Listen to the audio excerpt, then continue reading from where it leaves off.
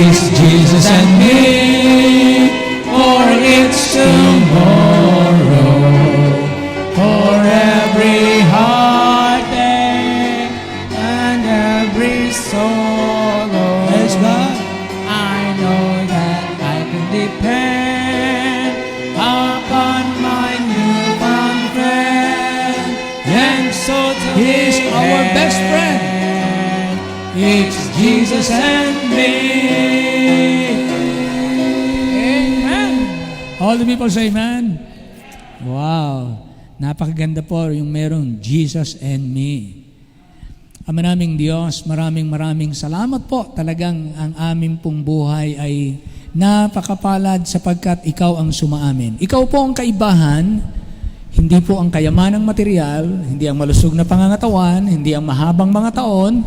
Ang kaibahan po ng buhay ng sinuman ay ang pinagharian ng aming Panginoong Hesukristo at Kanyang kinalugdan. Panginoon, maraming salamat po sa pagkakataong ito na muli kaming magkasama-sama at muli ka naming purihin sa gitna ng ang mga tao sa iba't ibang bansa ay nagugulumihanan, nahihintakutan. Ang inyong mga anak ay patuloy ang pista sa kanilang puso dahil ng inyong kadakilaan at inyong kapangyarihan at iyong mga pangako at ang iyong presensya sa bahay, sambahan, sa inyong mga anak. Panginoon, maraming salamat po sapagkat ang inyong salita ay kaaliwan naming naririto at ng iba na nakakapakinig ng pangangaral ng inyong salita. Maraming salamat po sapagkat hindi natatanikalaan ang iyong salita.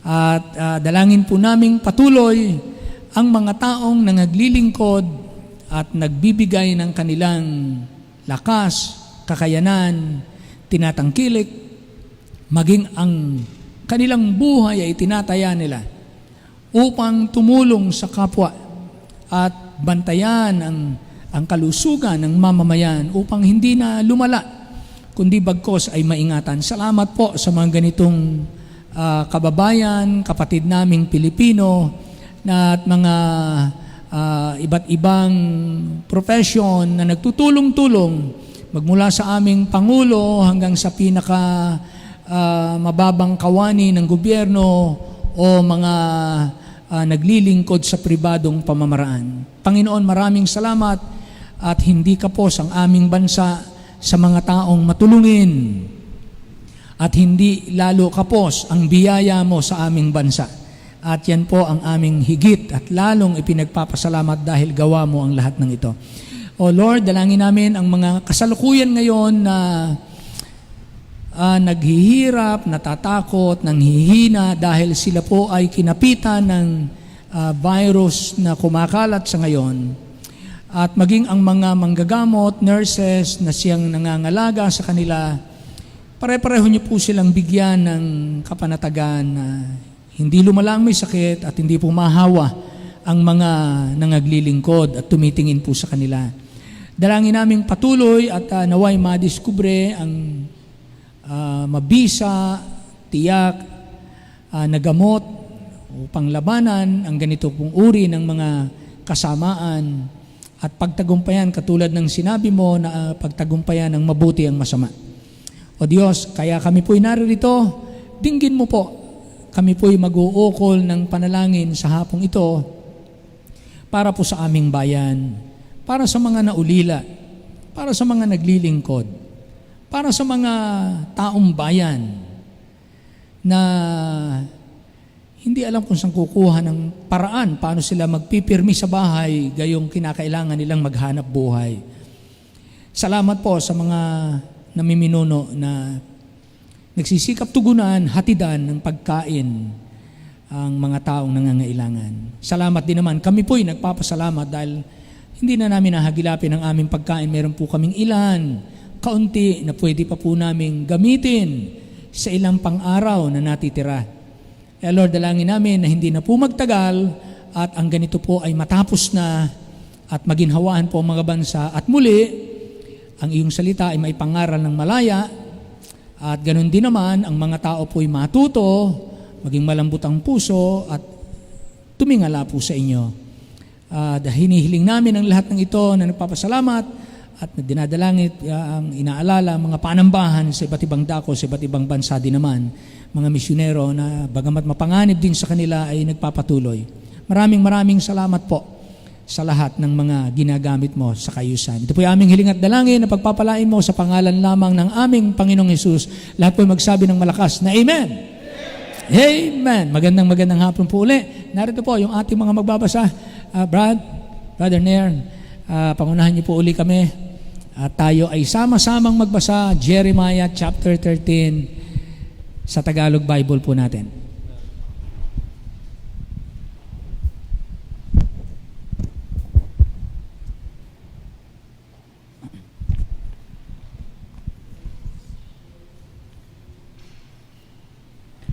Magandang hapon po muli sa ating lahat. Ating pong mababasahin muli ang Book of Jeremiah, chapter 13, verses 6 to 27. Babasahin po natin ang salitan at sa huling talata po, sabay-sabay po tayong lahat. At nangyari pagkaraan ng maraming araw na sinabi ng Panginoon sa akin, ikaw ay bumangon, yumaon ka sa Euphrates at kunin mo ang pamikis mula roon na iniuutos ko sa iyong ikubli mo roon. Nang magkagayoy, yumaon ako sa Euphrates at hinukay ko at kinuha ko ang pamigkis mula sa dakong aking pinagkublihan. At narito, ang pamigkis ay bulok, hindi mapakinabangan sa anuman. Nang magkagayoy, dumating sa akin ang salita ng Panginoon na nagsasabi, ganito ang sabi ng Panginoon, ayon sa paraang ito ay aking sasayangin ang kapaluluan ng Huda at ang malaking kapalaluan ng Jerusalem. Ang masamang bayang ito na ayaw makinig ng mga salita ko, na lumalakad ayon sa katigasan ng kanilang puso, at yumaong sumunod sa ibang mga Diyos upang paglingkuran at upang sambahin ay magiging gaya ng pamigkis na ito na hindi mapapakinabangan sa anuman. Sapagkat kung paano ang pamigkis ay kumakapit sa mga balakan ng lalaki, gayo'y pinakapit ko sa akin ang buong sangbahayan ni Israel at ang buong sambahayan ni Huda, sabi ng Panginoon, upang sila'y maging pinakabayan sa akin at pinakapangalan at pinakapuri at pinakaluwalhati, ngunit hindi nila dininig. Kaya't sasalitain mo sa kanila ang salitang ito, ganito ang sabi ng Panginoon, ng Diyos ng Israel, bawat sisidlang balat ay mapupuno ng alak at kanilang sasabihin sa iyo, hindi ba namin nalalaman na ang bawat sisidlang balat ay mapupuno ng alak? Kung magkagayoy, sasabihin mo sa kanila, ganito ang sabi ng Panginoon, narito, aking pupunin ng pagkalango ang lahat ng mananahan sa lupaing ito at ang mga hari na nakaupo sa luklukan ni David at ang mga saserdote at ang mga propeta at ang lahat na nananahan sa Jerusalem. At aking itutulak ang isa laban sa isa sa makatwid bagay ang mga magulang at ang mga anak na magkakasama, sabi ng Panginoon. Hindi ako magpapatawad o maaawa man o mahahabag man na sila'y lilipulin ko. Inyong dinggin at kayong mga kinig, huwag kayong mangagpalalo sapagkat sinalita ng Panginoon. Luwalhatiin ninyo ang Panginoon ninyong Diyos bago siya magpadilim at bago matisod ang inyong mga paa sa mga madilim na bundok at habang kayo'y nangaghihintay ng liwanag ay kaniyang gagawing lilim ng kamatayan at pagsasalimutin niya ang kadiliman. Ngunit kung hindi nyo didinggin, ako'y iiyak na lihim dahil sa inyong kapalaluan, at ang mga mata ko ay iiyak na mainam at dadaluyan ng mga luha, sapagkat ang kawan ng Panginoon ay nabihag. Iyong sabihin sa hari at sa ina ng hari, kayo'y magpapakababa, magsiupo kayo, sapagkat ang inyong mga kagayakan ng ulo ay nalagpak, ang putong ng inyong kaluwalhatian. Ang mga bayan ng timugan ay nasarhan at walang mga bukas. Ang buong Huda ay nadalang bihag, buong nadalang bihag. Inyong itanaw ang inyong mga mata at inyong masdan sila na nanggagaling sa hilagaan, saan nandoon ang kawan na nagbigay sa iyo, ang iyong magandang kawan? Ano ang iyong sasabihin pagka kanyang inilagay ang iyong mga kaibigan na pinakapangulo mo? Nawari iyong tinuruan sila laban sa iyo. Hindi ba mamanglaw ka ng parang isang babae nagdaramdam? At kung iyong sabihin sa puso, bakit ang mga bagay na ito ay dumating sa akin? Dahil sa kalakhan ng iyong kasamaan ay nalinis ang iyong mga laylayan at ang iyong mga sakong ay nagtiis ng karahasan. Makapagbabago baga ang itope ng kanyang balat o ang leopardo ng kanyang batik. Kung magkagayoy, magkakagawa naman kayo ng mabuti ng mga bihasang gumawa ng masama. Kaya't aking pangangalatin sila gaya ng dayami na dumaraan sa pamagitan ng hangin sa ilang. Ito ang iyong kapalaran, ang bihaging sukat sa iyo na mula sa akin, sabi ng Panginoon, sapagkat iyong nilimot ako o tumiwala ka sa kabulaanan. Kaya't akin namang ililihis ang iyong mga laylayan sa harap ng iyong mukha at ang iyong kahihiyan ay malilitaw. Sabay-sabay po tayong lahat. Aking nakita ang iyong mga kasuklam-suklam na gawa, sa makatuwid bagay ang iyong mga pangangalunya at ang iyong mga paghahalinghing, ang kahalayan ng iyong pakikiapid sa mga burol sa parang. Sa aba mo, O Jerusalem, ikaw ay hindi malilinis hanggang kailan pa magkakaganyan. Maraming salamat po muli sa pagkabasa ng salita ng ating Panginoon. Makakaupo na po tayong lahat.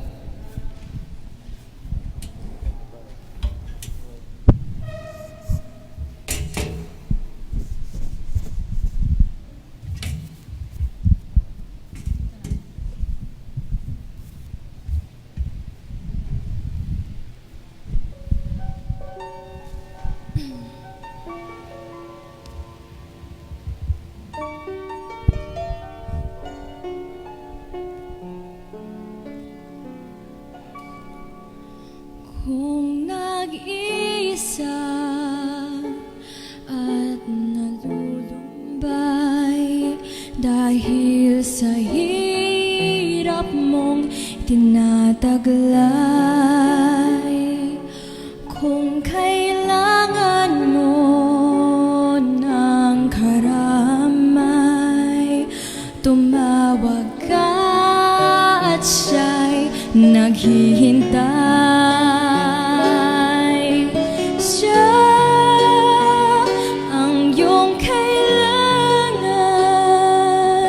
sandigan, kaibigan mo. Siyang haraw mong lagi at karamay kong sawi. Siya ay si Jesus sa bawat sandali.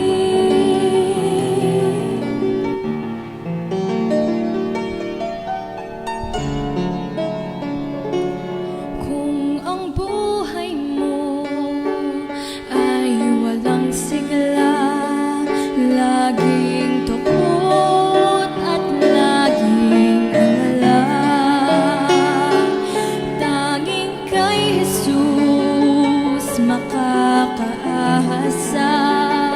Kaligtasa'y lubos na ligaya.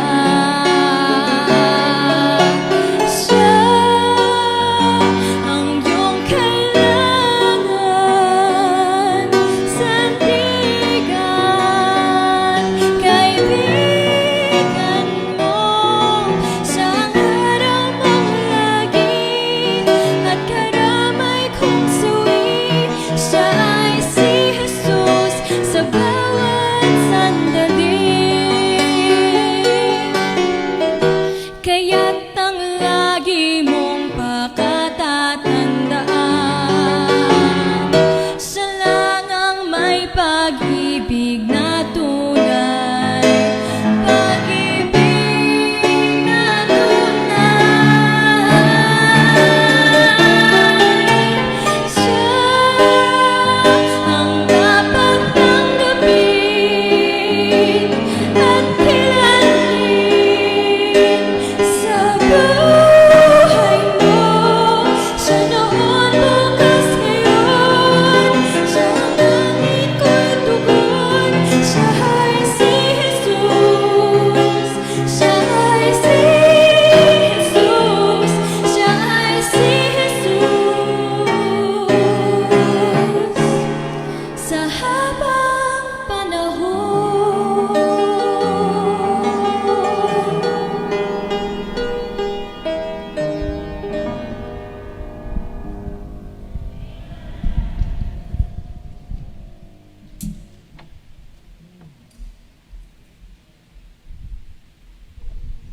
Amen. Salamat, mayroon po tayong Panginoon na hindi pa bago-bago. Amen. Tayo naniniwala sa tatlong persona. We have a triune God. At alam niyo po, kahit nung una pa man, ay meron ng mga paniniwala na maraming Diyos. Ayun, nag-away-away, no? Ang kwento nila, ito ang Diyos na ganito, kaaway ni ganito, hinabol ang Diyos na... mga Diyos-Diyosan ay nag-away-away. Salamat po, ang kapahayagan ng Biblia ay totoong Diyos at buhay na Diyos. No? Kakaiba po siya sa oneness kasi ang mga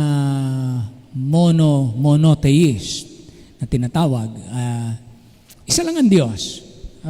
Although tayo din ay mga monotheist, pero ibang uri po yung atin. Isang Diyos na mayroong tatlong persona. Parang isang pamilya na may tatlong miyembro. Garang-garan, isang pamilya lang, isang Diyos lang, may tatlong persona. Hindi tatlong Diyos. Sabi nung iba, padaliin na nga natin para hindi mahirap intindihin ang Trinity. Sabihin na nga naman natin, tatlo ang Diyos. Pero hindi po yun ang sabi ng Bible. Ang sabi ng Bible, isang Diyos. Pero sabi nga, in the beginning, God created the heaven and the earth. God created the heaven and the earth. Yung act is the act of one. Yung creation.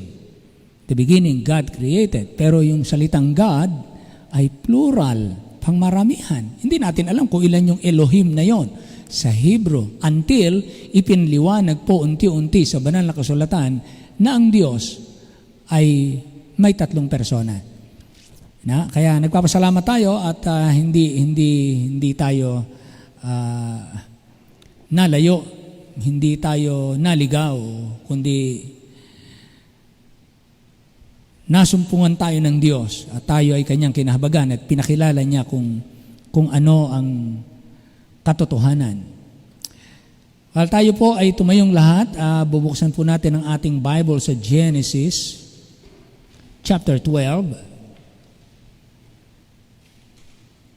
Genesis chapter 12. Kanina po ay ating tinalakay, ito ay kalooban ng Diyos. Kinuha natin doon sa lahat ng mga bagay ay magpasalamat kayo sapagkat ito ang kalooban ng Diyos. At doon tayo nagbigay na ito ang kalooban ng Diyos.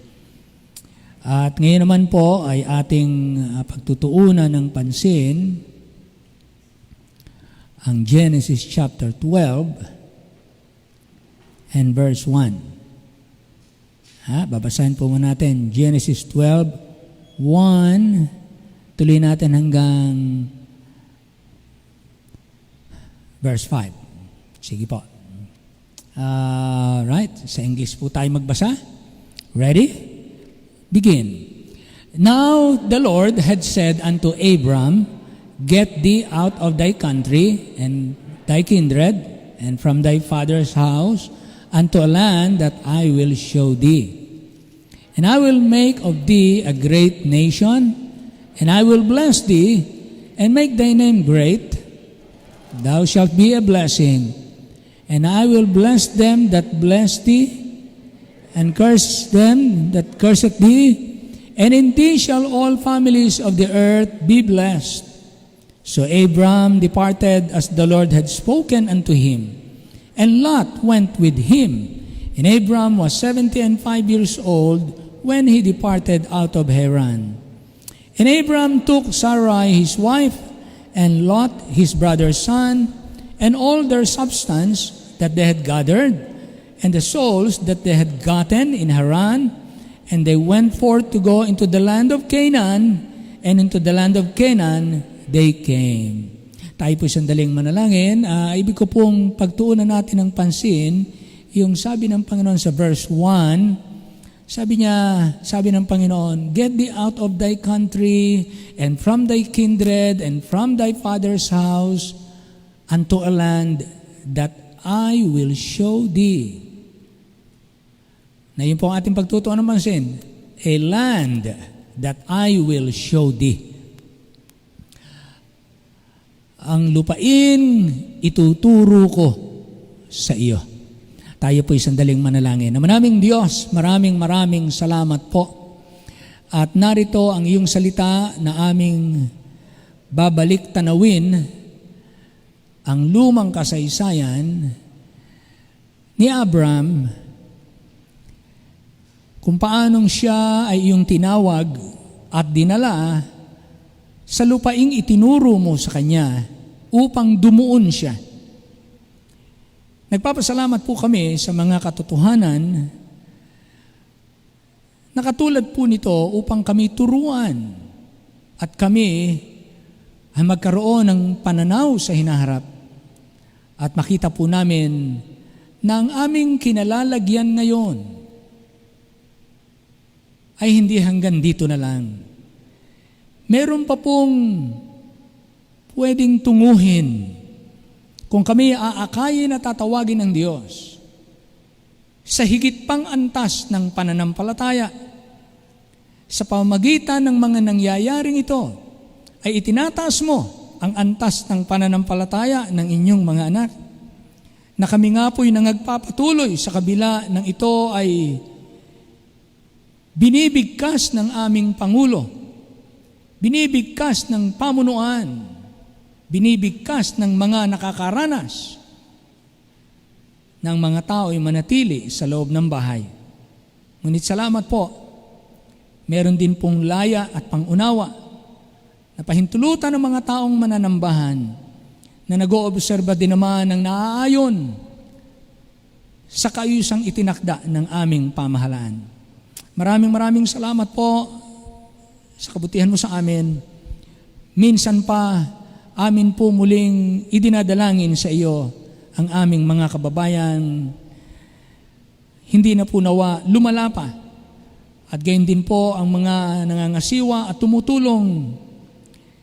Tulungan niyo po silang manatiling ligtas upang ang kanilang paglilingkod ay maipagpatuloy po nila. Hinihiling namin ang pagpapala mo naman sa bawat isa sa amin na nangyari rito, na lalo kaming mahirati na maging mga mananampalatayang mapagpatuloy. At ang mga nasa kanya-kanyang tahanan, sila naman po yung pagpalain sapagkat ito din naman ay paraan ng pag-iingat. Kaya sa magkakaiba naming naging kalagayan, isang Diyos ang aming pinaglilingkuran. Ikaw po ang mapuri sa amin. Ito po ang aming dalangin sa pangalan lamang ng aming Panginoong Jesus. Lahat po magsabi ng malakas na Amen. Amen. Amen. Makakaupo na po tayo. Amen. Ang lupain, ikaw ay pasalupaing ituturo ko sa iyo. Ito po ay pinamagatang kong may talagang pagdadalhan ang Diyos sa iyo. Sa ibang tawag, ibig kong tawagin itong designed destination. May destinasyon, may tinakda ang Diyos para sa inyo at para sa akin. Nakadisenyo na po ito. Nakasulat na, nakaporma na.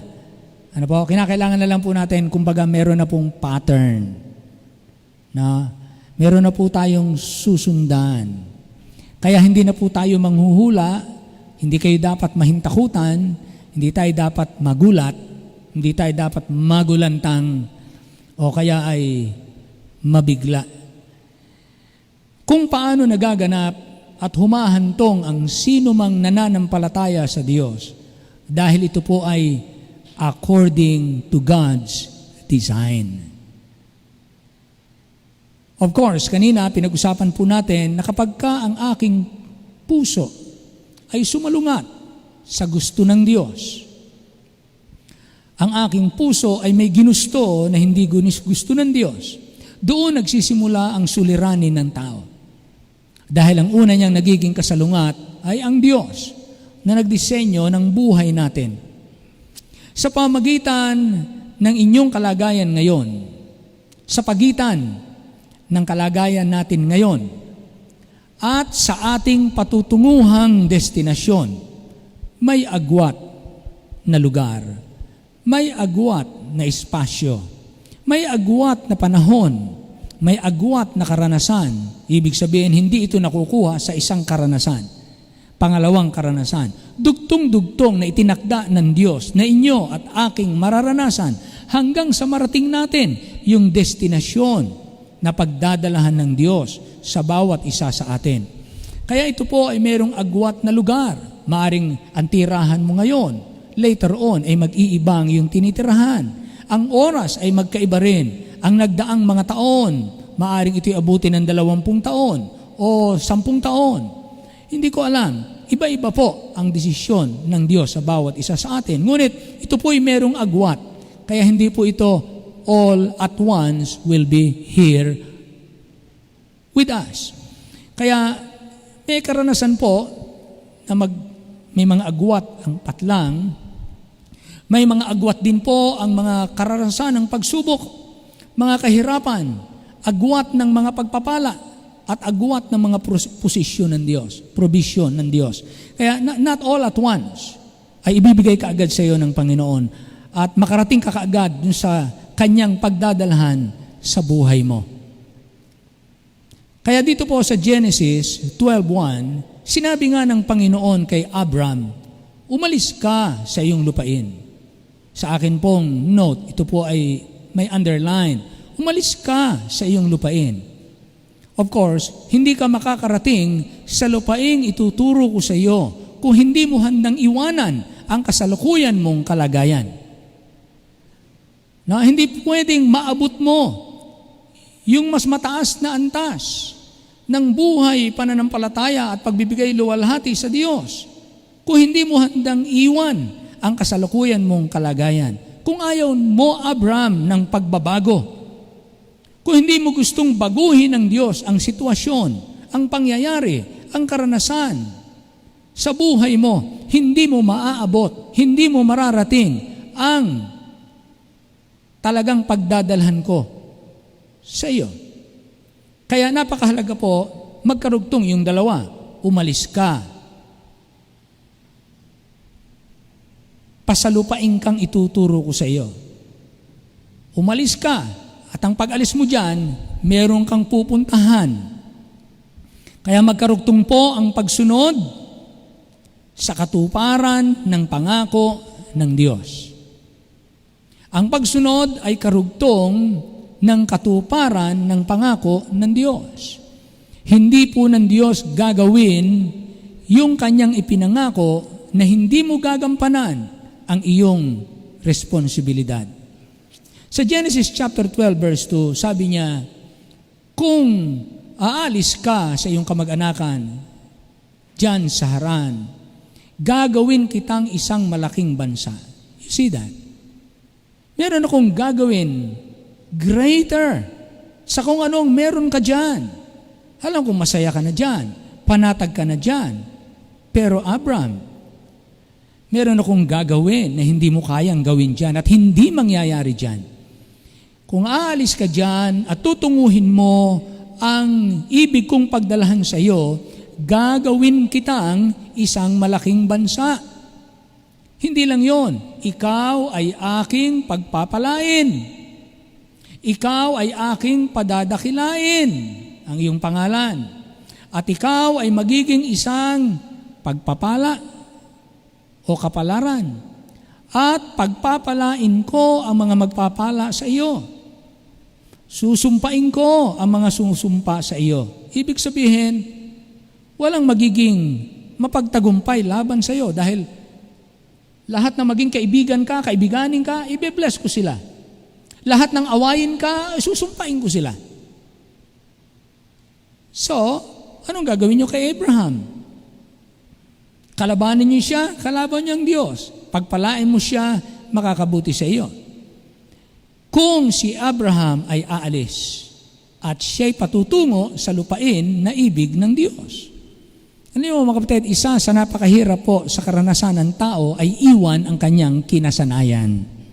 Tama po ba? Mahirap iwan ang comfort zone. Mahirap iwan yung kinagawian mong biyasa ka na. Alam mo na kung paano ka nagsusurvive. Alam mo na ang pasikot-sikot dito. Alam mo kung paano naglalaro sa buhay na ito. Alam mo kung paano maging masaya. Alam mo kung paano protektahan ang iyong sarili. But this time, inaalisan ng Diyos si Abraham ng confidence o tiwala sa mga dati niyang pinagtitiwalaan. Kayan ay kanyang kamag-anakan, kayan ay kanyang mga kalahi, kayan ay kanyang mga kaibigan, kayan ay kanyang mga kasanayan o kayamanan. Lahat ng iyon ay iiwan niya. Ang kanyang tiwala ay ilalagak lang niya sa Panginoon dahil siya ay dadalahin ng Panginoon sa lupain na ibig ng Diyos na pagdalahan sa kanya.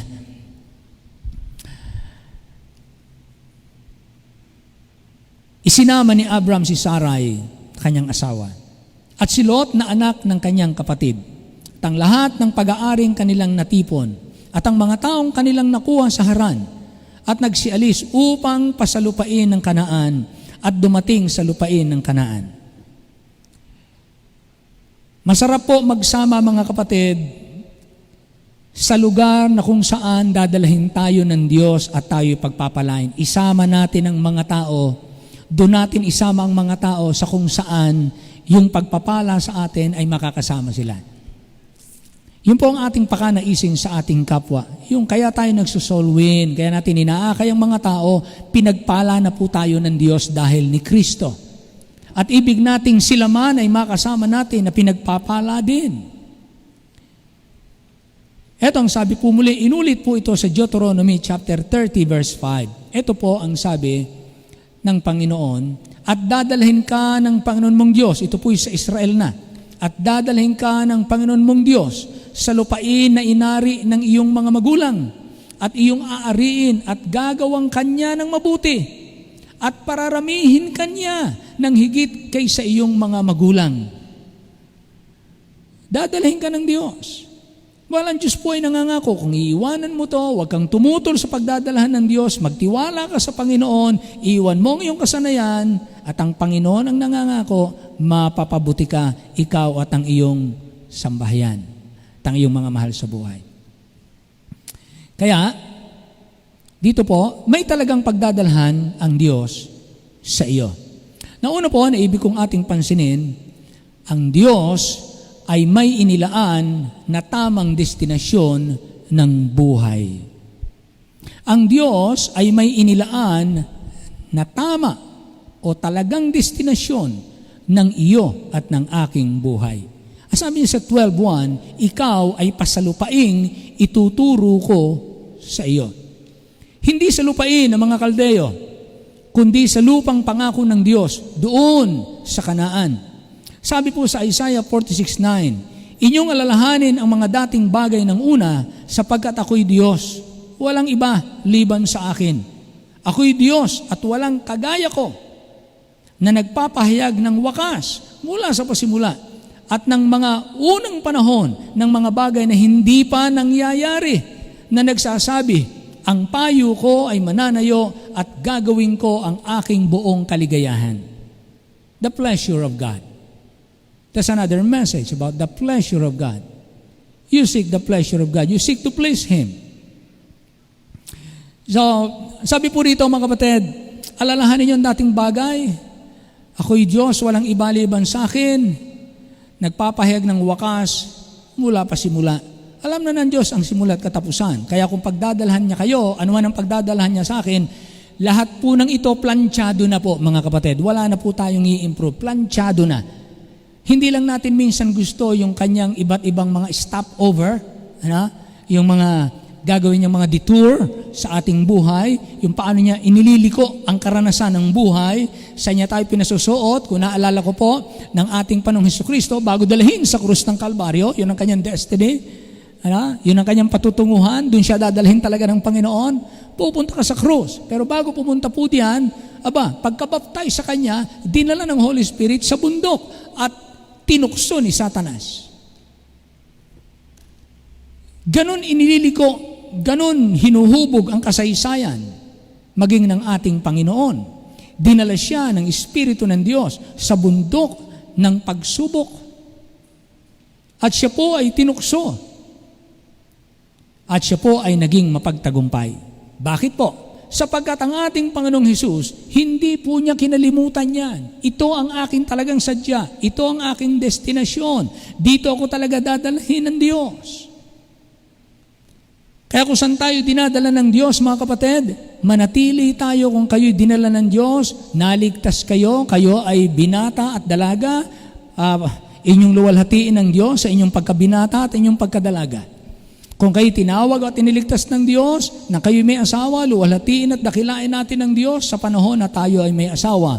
Dahil isang araw, it's either ako ang mawawala o siya ang mauna.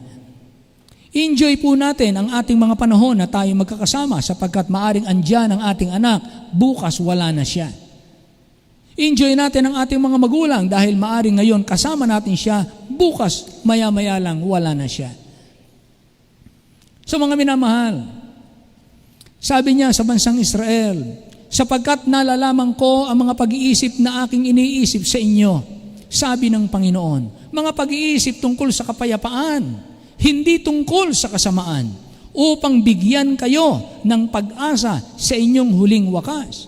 Sabi niya, dadalhin kayong bihag, mabibihag kayo ng 70 taon.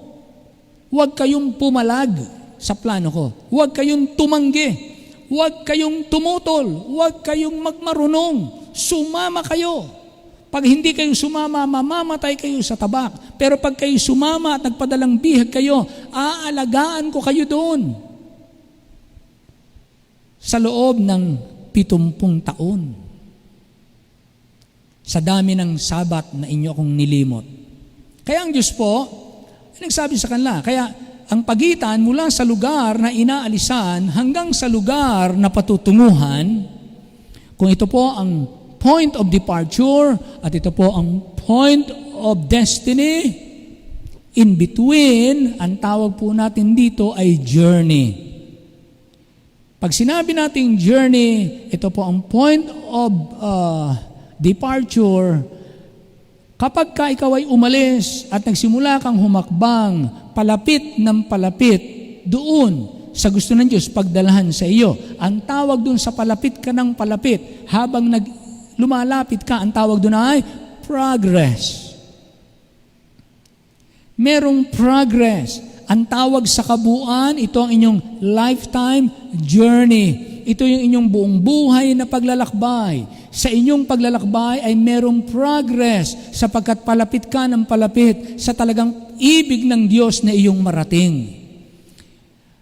Ano ba ang ibig marating ng Diyos sa aming mag-asawa? Ilang taon ba ang ibig ng Diyos na aming marating? Gaano ba kami maglalakbay? Maabot ba namin ang masayang buhay na ito dito?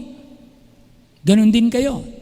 Inyong mga anak, ang inyong hanap buhay, ang ating paglilingkod, ang ating ministeryo, hanggang saan ang Diyos tayo dadalhin? Ang ating angkan, hanggang saan lalawig? Hanggang saan niya ibig dalhin? Mula sa inyong mag-asawa, paano niya pararamihin ang lahi ng mga mananampalataya sa inyo, mula sa inyo? Kung sa mga nauna ninyo, hindi gano'n ang mga mananampalataya, magsimula sa inyo, gaano lalawig ang pamilya ng mga, hanggang saan niya kayo dadalhin? Pero tandaan po natin, anuman ang ating maging karanasan, ang sabi niya, alam ko ang aking iniisip tungkol sa inyo, sabi niya sa Israel. Mga pag-iisip tungkol sa kapayapaan, hindi tungkol sa kasamaan. Huwag niyong isipin na masama ang plano ko sa inyo. Kung kayo'y makaranas at kayo maalis sa lupain na inyong kinasanayan. Kaya po, merong tinatawag na paglalakbay. Kung ikaw ay umalis sa isang lugar na walang tiyak na patutunguhan, eto ang iyong dating lugar, umalis ka, hindi mo alam kung saan ka pupunta, ikaw ay kung saan-saan na lamang nagdidireksyon, paikot-ikot ka lang. Ang tawag po dyan ay wandering. Palaboy-laboy ka. Yan ang nangyayari. Palaboy-laboy. Bakit po? Wala siyang alam na pupuntahan. Wala siyang progress. Wala siyang papalapit ako ng palapit dun sa talagang destinasyon.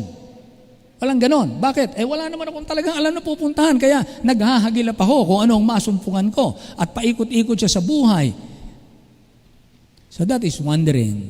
That is not a journey. Kaya nang alisin ng Diyos ang mga Israelita sa pagkaalipin sa Ehipto, may tiyak na plano ba ang Diyos kung saan niya dadalahin ang mga Hudyo?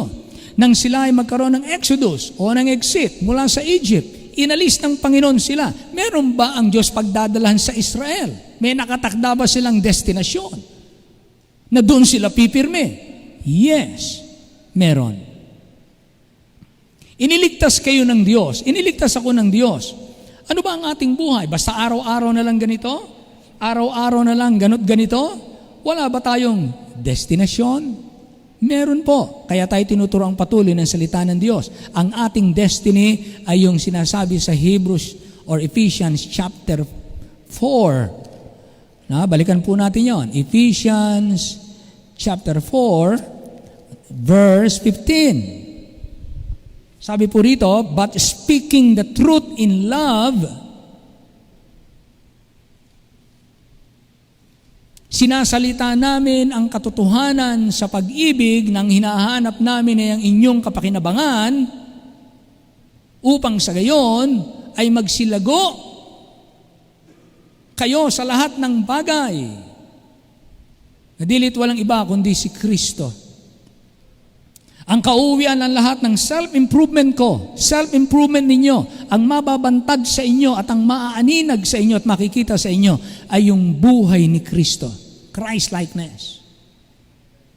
Kaya paano tayo mag-handle ng ating sarili, ng ating pamilya, ng iba't ibang relasyon natin, ng ating pananampalataya, relasyon sa mundo, lahat ng pagharap sa pagsubok, mga iba't ibang pangit na karanasan, tinuturuan tayo ng Diyos na maging katulad po ng ating Panginoong Hesukristo.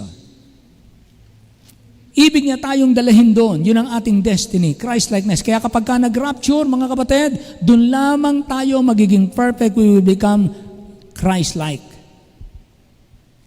Ha? Yan na po. Laging, ano ba ang Christ-like? Una po, lagi tayong may isipang katulad ni Kristo. Not my will, but thine be done. Not my will, but thine be done. Habang dumadami yung ganun mo sa buhay, ha? Habang lumalakas ka sa ganung klase ng paninindigan, habang sa bawat pagpapasya sa buhay mo, hirap at ginhawa, ay yung not my will, but thine be done. You are just like our Lord Jesus Christ. Ha? The more na God will take pleasure in you. Lalong ang Diyos malulugod sa iyo at kalulugdan tayo ng Panginoon. So 3 lugar ang pwede nating pagpilian. Number 1, Egypt. Lugar ng pagkaalipin. Pangalawa, wilderness. Lugar na buhay na paikot-ikot, walang paglago. Boring, laging naghahanap ng pupuno ng puso na laging naghahanap ng magpapasaya sa Kanya. Wilderness. Or, pipiliin natin yung lupang pangako. Ito yung lugar na gusto ng Diyos para sa buhay mo. Para sa buhay ng buong simbahan. May mga namatay dito sa Egypt. Hindi na sila nakalaya pa sa madilim at buhay ng isang kawawang alipin. Inabot na sila ng kamatayan sa kasalanan. Inabot na sila na hindi sila napalaya sa hatol na nakapatong sa kanila. Inabot na nila ang kamatayan. Nangyari sa kanila ang sinabi ng Panginoong Hesus sa John 8:21.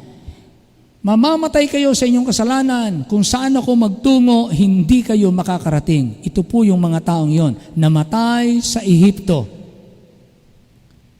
Pangalawa, may mga taong namatay sa ilang.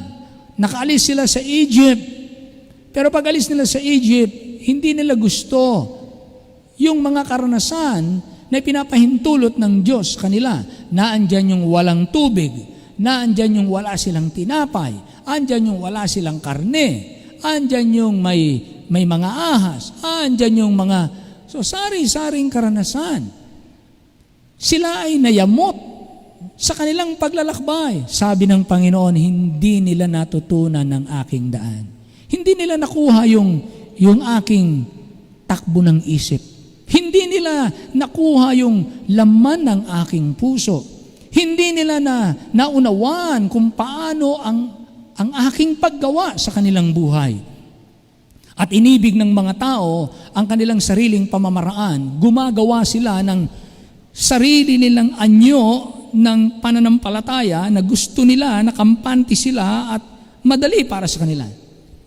Humuhubog sila ng sarili nilang itsura ng kanilang Diyos. So gumagawa sila ng Diyos after their own image. Instead ng sabi ng Panginoon, let us create man in our image. Ang makita ay ano ang katangian at ano ang persona ng Diyos makita sa mga personang taong ito. Pero hindi, ang inisip ng mga tao, kung ano ako, gagawa ako ng Diyos na kasundo ko. At kaya siya ay, they are creating God out of their own image. Kaya may mga taong dito na namatay sa ilang. Lahat ng sumalungat sa gusto ng Diyos ay naging matagal ang buhay na walang direksyon, walang paglago. Ganun lang.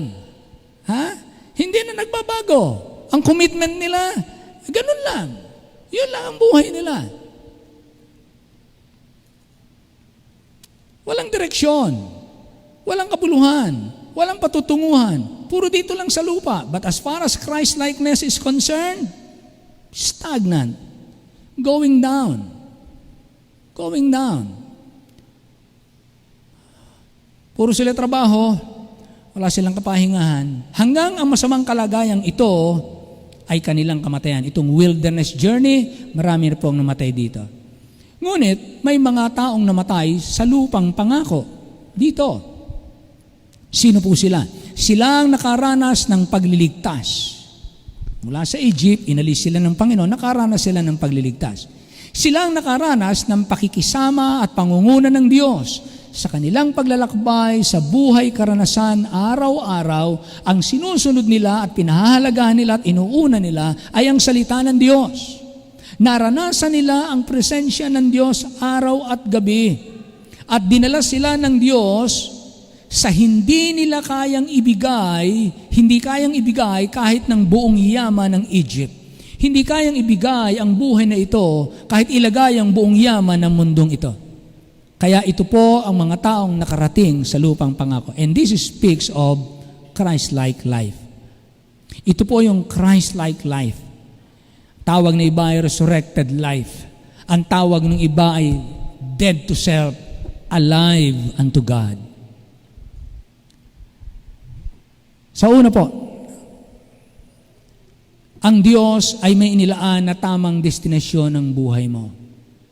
Pangalawa, sundin ang Diyos. Sundin mo ang Diyos. Paano makakarating sa destinasyon ng buhay na ibig niya sa iyo?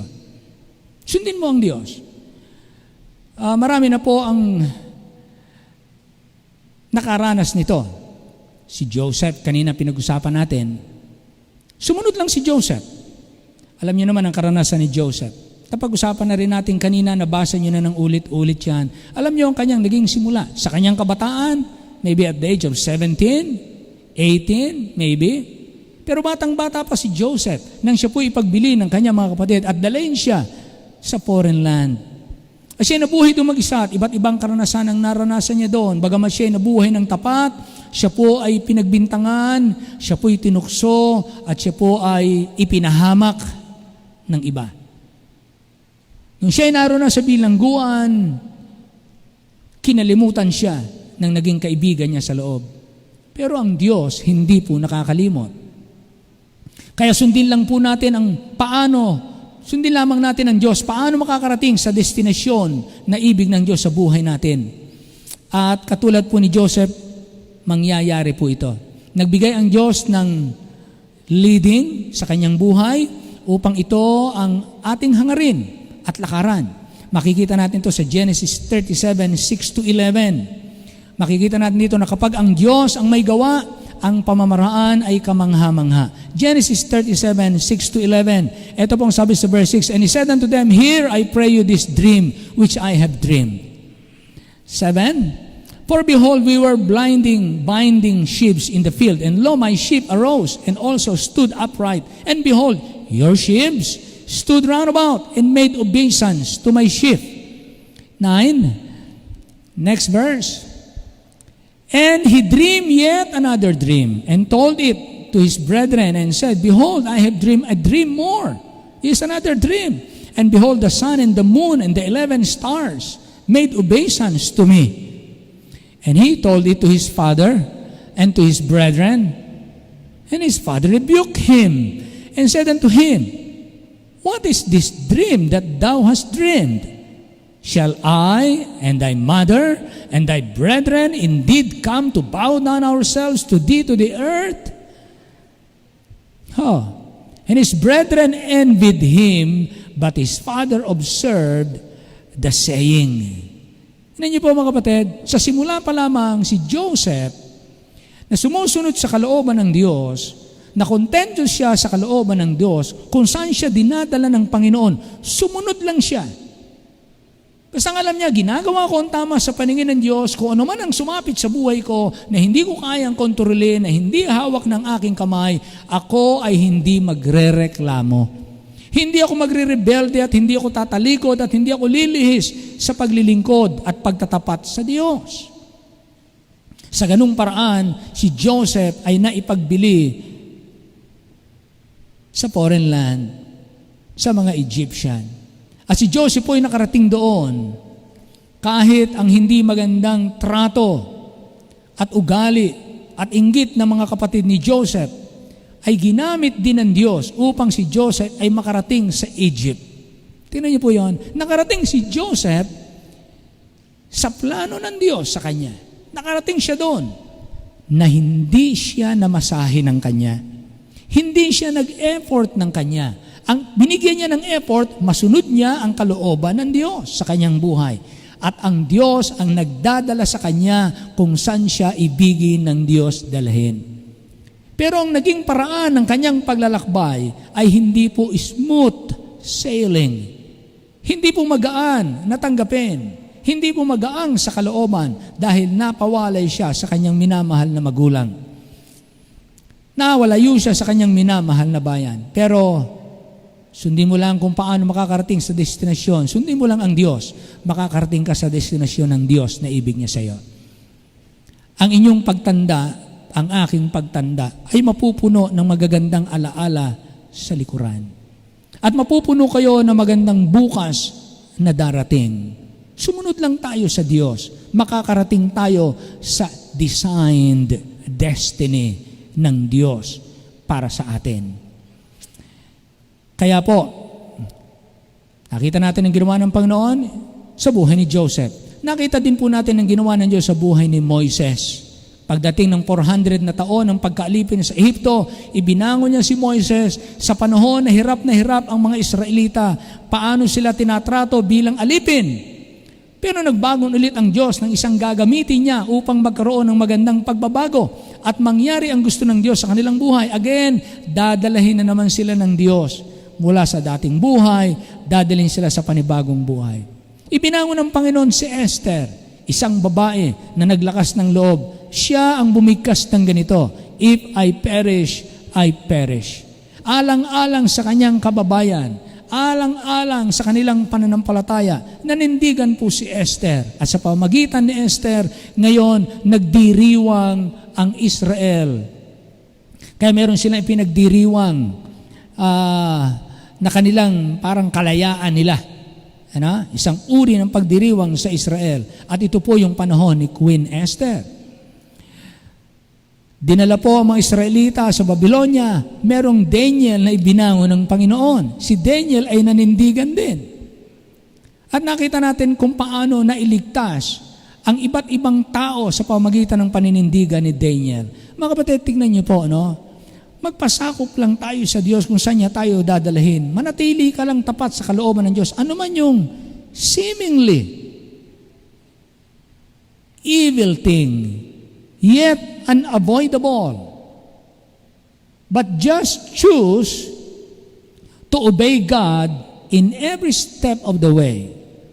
Kung ano man, hindi man maganda ang mga karanasan, pero ang sabi ng Bible, yung pattern, piliin mo lang na nalulugod ang Diyos sa buhay mo. Yun ang hanapin mo. Kahit anong pangit ng karanasan, ang sikapin mong piliin, manatili ka dun sa maganda at tama sa paningin ng Diyos.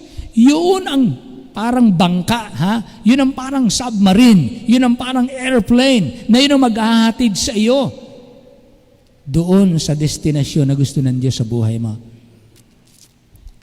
Yun. Kaya you welcome.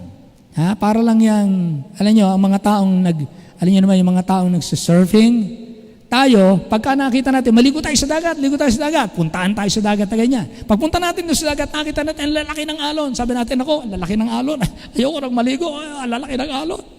So may mga tao na makita yung malalaki ng alon, ayaw na lang maligo. Pero merong mga tao, ibang takbo ng isip.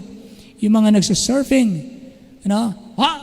abangan natin yung malalaki ng alon. Kung kailan malaki ang alon, doon sila tuwan-tuwa. Bakit? Sasakyan nila yung alon. Ang mga tao, mga kapatid, na natuto sa karanasan ng buhay, ang bawat pangit na karanasan ay katulad ng malalaking alon na kinatatakutan ng karamihan. Pero mga tao na marunong tumingin at nakikita nila, ito'y opportunity, ito'y pwede kong sakyan, at ito ang magdadala sa akin sa isang magandang karanasan ng buhay. And when you do that, you are not anymore the same. Kaya ang mga taong hindi marunong mag-surfing, hindi natin alam ang buhay at ang karanasan nila. But when you learn yung surfing, you are not the same person like before. Yung mga taong lumulundag sa eroplano, di ba? Meron silang lumulundag sila, nagpa-parachute sila. Pagka takot ka sa heights, sa mga matataas, kahit may parachute ka, hindi ka lulundag. You will not understand ano ang karanasan ng mga taong lumundag. Pero yung iba, yun ang inihintay nila. Pag nasa taas na sila, lulundag sila. They enjoy it. Kaya tingnan niyo po mga kapatid, sa karanasan ng buhay, dinadala ka ng Diyos sa paglago. Dinadala ka ng Diyos sa Christ-likeness. Bibigyan kayo ng Diyos ng agwat mula sa iyong ngayong kalagayan hanggang sa ibig niyang pagdalhan sa iyo. At dito sa pagitan nito, bibigyan kanya ng iba't ibang karanasan. Titignan ng Diyos kung sa ganitong level ng karanasan, magpapatuloy ka o hindi. Pag nagpatuloy ka, may another level ng pagsubok kung magpapatuloy ka o hindi. Another level ng pagsubok kung magpapatuloy ka o hindi. Ang mga taong nagpatuloy, maaring luhaan, maaring duguan, maaring pipilay-pilay, pero sila'y nagpatuloy, maaring tumigil, maaring umurong, pero nagpatuloy uli. Basta sila'y nagpatuloy, ang gusto nila makarating sa gusto ng Diyos sa kanilang buhay. Sila nakaintindi at nakaranas. Wala nang hihigit sa buhay na narito sa kabila. Wala nang hihigit. Sa lahat ng mga taong nakaakyat sa tuktok ng Mount Everest. Kaya yung mga taong nakarating sa tuktok ng Mount Everest, pinag-uusapan sa buong daigdig dahil hindi lahat ng tao ay nakakarating sa tuktok ng Mount Everest. Ganon din po mga kapatid, iba't iba ang heights na ating naabot sa ating paglalakbay. Ang iba pagdating sa gitna ng bundok, this is enough, bumabalik na po sila. Yung iba'y, this is enough, they died there. Yung iba'y nagpapatuloy ng kaunti pa. Yung iba'y nagpapatuloy pa hanggang marating nila ang kasukdulan ng buhay pananampalataya. Kaya mga kapatid, you welcome challenges in life. Tanggapin po ninyo, sabi nga ng iba, roll with the punches. Ang mga puno na matitigas kapag malakas ang hangin ay nababali. Ngunit ang mga damo na mabababa, kahit anong lakas ng hangin, bumababa lang sila, yumuyukod lang, at paglampas ng hangin, bumabalik uli sila. Ang mga taong mapagmatigas at makasarili at marunong sa kanyang sarili, nababali sa mga pagsubok at karanasan ng buhay. Gumigive up sila, nag-give in sila sa alok ng mundo. When you humble yourself before God, same experience will come your way. The same storm will pass through you. Will pass by you. Lalampas din. Same storm. Pero hindi ka nababali dahil marunong kang mag-bend. At ikaw ay babalik din. Kaya ganyan din po, Daniel, Joseph, Moses, Abraham. Sa mga pagsubok ng Diyos, sabi po ng Abraham, ihain mo ang iyong kaisa-isahang anak. Napakalaking pagsubok. Nagbow si Abraham sa Diyos. Inihain niya si Abraham. Nalampasan niya ang pagsubok na yon. At pinarating siya ng Diyos sa pagpapala na ipinangako niya sa kanya. Kaya mga kapatid, ang Diyos ay may inaasahang buhay natin bilang ganti sa kabutihan niya. Kaya una, ang Diyos ay may inilaan na tamang destinasyon ng buhay niyo at buhay ko. Don't stop where you are. Don't stay there. Keep on.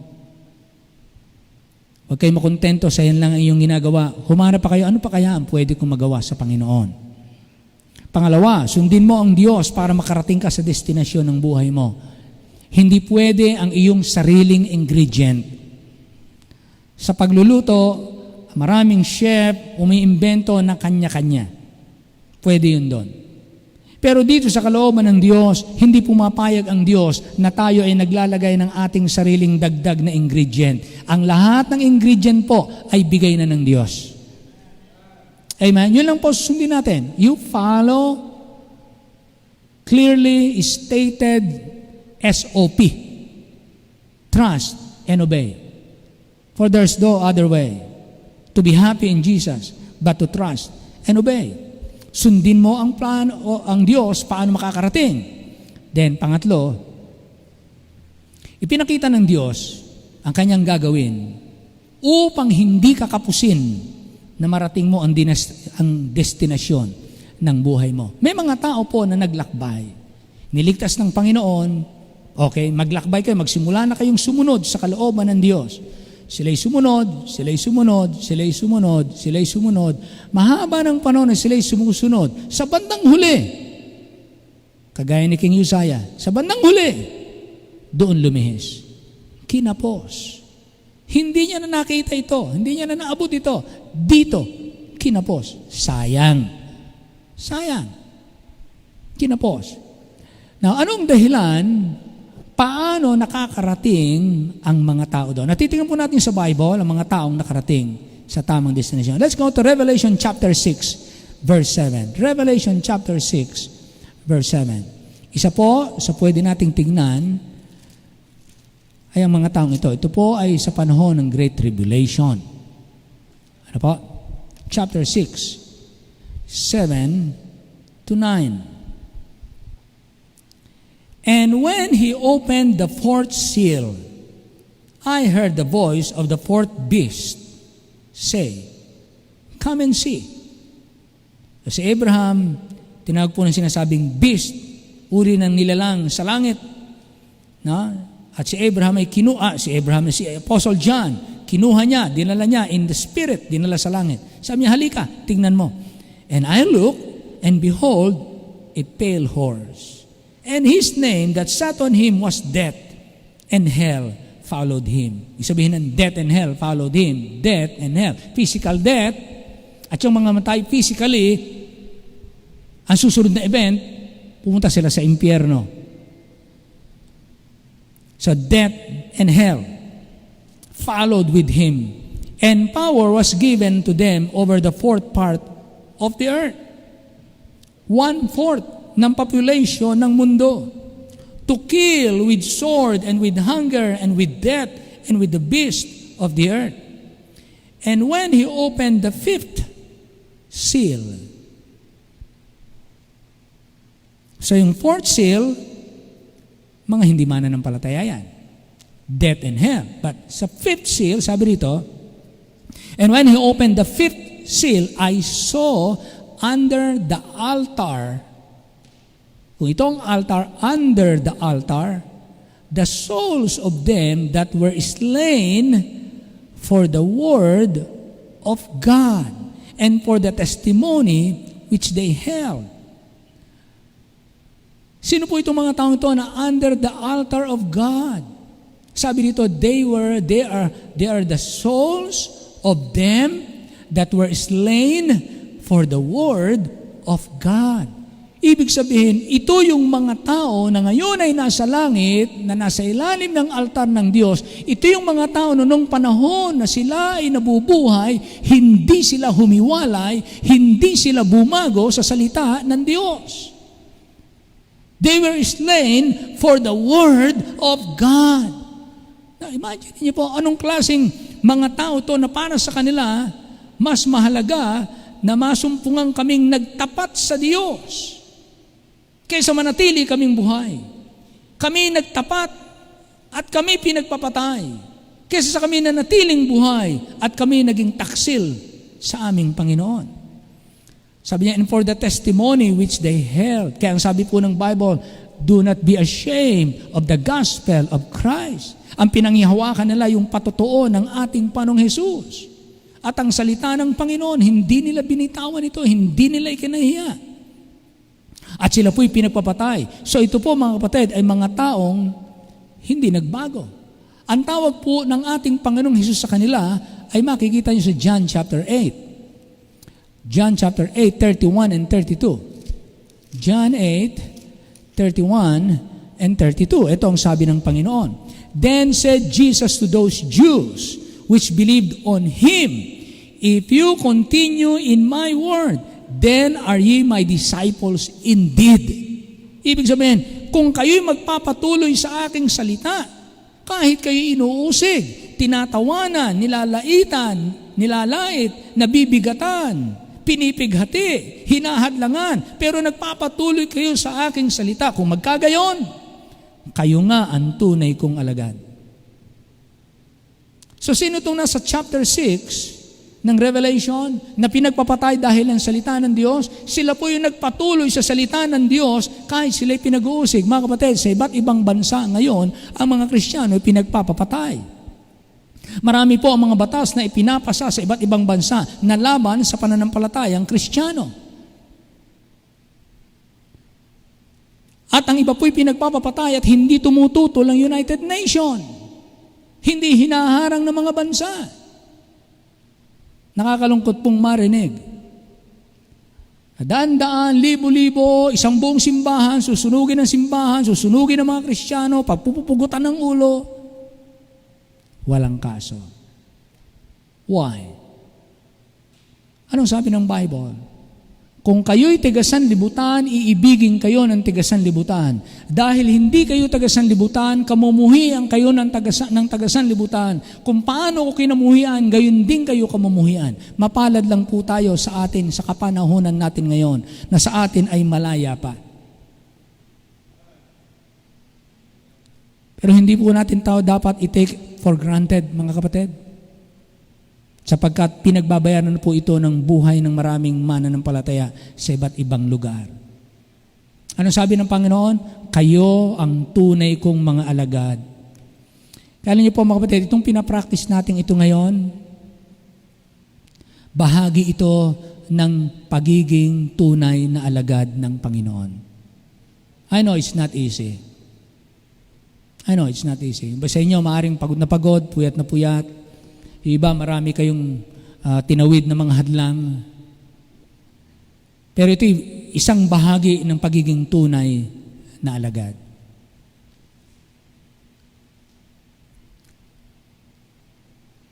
Romans chapter 12 verse 1, sabi ng Bible, present yourselves as a living sacrifice, which is your reasonable service. Ito ang ina-expect ng Diyos sa mga tunay na alagad. Ang kanilang buhay, ang kanilang katawan ay hain, buhay sa Diyos para ipamuhay at ipagamit para sa Diyos. Para sundin natin ang gusto ng Diyos sa ating buhay. Revelation chapter 3, 7 to 10. Revelation chapter 3, 7 to 10. Ito po ang sabi tungkol sa church. And to the angel, chapter 3, 7 to 10. And to the angel of the church in Philadelphia write, this thing said, that is holy, he that is holy, he that is true, he that had the key of David, he that openeth and no man shutteth, and shutteth and no man openeth. I know thy works. Behold, I have set before thee an open door. Praise God. Salamat po. Kung bakit may bukas na pinto sa ating simbahan, ang pagkakataon ng paglilingkod sa inyo at sa mga simbahan, sa iba't ibang dako, sa mga mananampalataya, ang Diyos ang nagbukas. Sabi niya, I know thy works, behold, I have set before thee an open door, and no man can shut it, for thou hast a little strength. With that little strength, and has kept my word, and has not denied my name. Hindi mo ako'y kinahiya. Nagpatuloy kayong nag-iingat o sumusunod sa aking salita. Ano po nangyari mga kapatid sa kanila? Binuksan ng Diyos ang pinto sa kanila. Walang makahadlang sa kanila yung destinasyon, yung plano ng Diyos sa iglesyang tapat. They went forward. Tuloy-tuloy po sila, lumalago sila. Samantalang pagdating sa susunod na simbahan, lukewarm na, malamig na. Pero sa kanila, hindi po. Sabi niya, because thou hast kept the word of my patience, I also will keep thee from the hour of temptation, which shall come upon all the world to try them that dwell upon the earth. Meron dadating na kahirapan sa buong sanlibutan. Sabi ng Panginoon, iingatan kita. Kaya mga kapatid, hindi po sayang ang mag-ingat at magtapat na sumusunod ng salita ng Diyos at hindi natin ikahiya ang ating Panginoong Hesukristo. Hindi sayang mga kapatid, iingatan kayo. Ipipreserve niya kayo. Well, salamat po sa Panginoon. Now, look at verse 9. Behold, I will make them of the synagogue of Satan, which say they are Jews and are not, but do lie. Behold, I will make them to come and worship before thy feet, and to know that I have loved thee. Hindi sila magtatagumpay para wasakin ang simbahan. Because thou hast kept the word of my patience, I also will keep thee from the hour of temptation, which shall come upon all the world to try them that dwell upon the earth. You see the difference of this church? The presence and the blessing of God. Iingatan kita. So, ibig sabihin ng simbahang ito makakarating sa destinasyon na ibig ng Diyos sa kanila. Now look at this. A peaceful heart does not depend on peaceful situation. A godly life does not depend on good circumstances. A joyful life does not depend on material and financial success. A satisfied heart does not depend on better and bigger things in life. A secured life does not depend on the number of security guards. Listen very well. Kapag ang Diyos ang kasama mo sa lakbayin sa buhay na kalooban ng Diyos sa iyo, ay tiyak ang mga tagumpay mo sa bawat takdang kapanahunan. Nagtakda ang Diyos ng mga panahon. At this point, ibibigay ko ang tagumpay sa iyo. In between, that short distance, may mga tiisin ka, magpatuloy ka, ang tagumpay sa parting ito, I will send an encouragement. But do not be overwise. Huwag kayong maging mas matalino sa Diyos na dito pa lamang, hindi pa kayo nakakarating doon, mag-quit kayo. Tuloy lang. Pag tuloy mo doon, you will be surprised what God will do. Then, after that encouragement, do not trust yourself. Keep on trusting God. Keep on going forward. Habang nagpapatuloy ka, may iba na namang hardships, different trials in life. Sa bandang dito ka padadalhan naman ng Diyos ng blessing sa buhay mo. Maybe longer than the first. But listen, kapag ang Diyos ang kasama mo sa lakbayin sa buhay na ito, sa kalooban ng Diyos sa iyo, tiyak ang mga tagumpay sa bawat takdang kapanahunan. Matuto tayo sa kanyang mga daan at huwag tayong tumulad sa karanasan ng mga taong nangauna. Naalala po natin. Remember, do not lose your God-given destiny by taking the wrong choice of selfish priority. Awit 95 verse 1. Pakinggan po natin ito. O magsiparito kayo, tayo magsiawit sa Panginoon, tayo'y magkaingay na may kagalakan sa malaking bato na ating kaligtasan. Tayo magsiharap sa kanyang harapan na may pagpapasalamat, tayo magkaingay na may kagalakan sa kanya na may mga pag-aawitan. Kaya yung ginagawa natin ngayon. Sapagkat ang Panginoon ay dakilang Diyos. Amen. Ang dakilang hari sa lahat ng mga Diyos, na sa kanyang kamay ang mga malalim na dako ng lupa. Nasa kanyang mga kamay, yung malalalim na dako ng lupa, ang mga kataasan ng mga bundok ay kanya rin. In control po ang Diyos. Kaya kung karanasan nyo malalim, do not be afraid. God is in control. Kung kayo nagtatagumpay, do not be proud. God is in control, not you.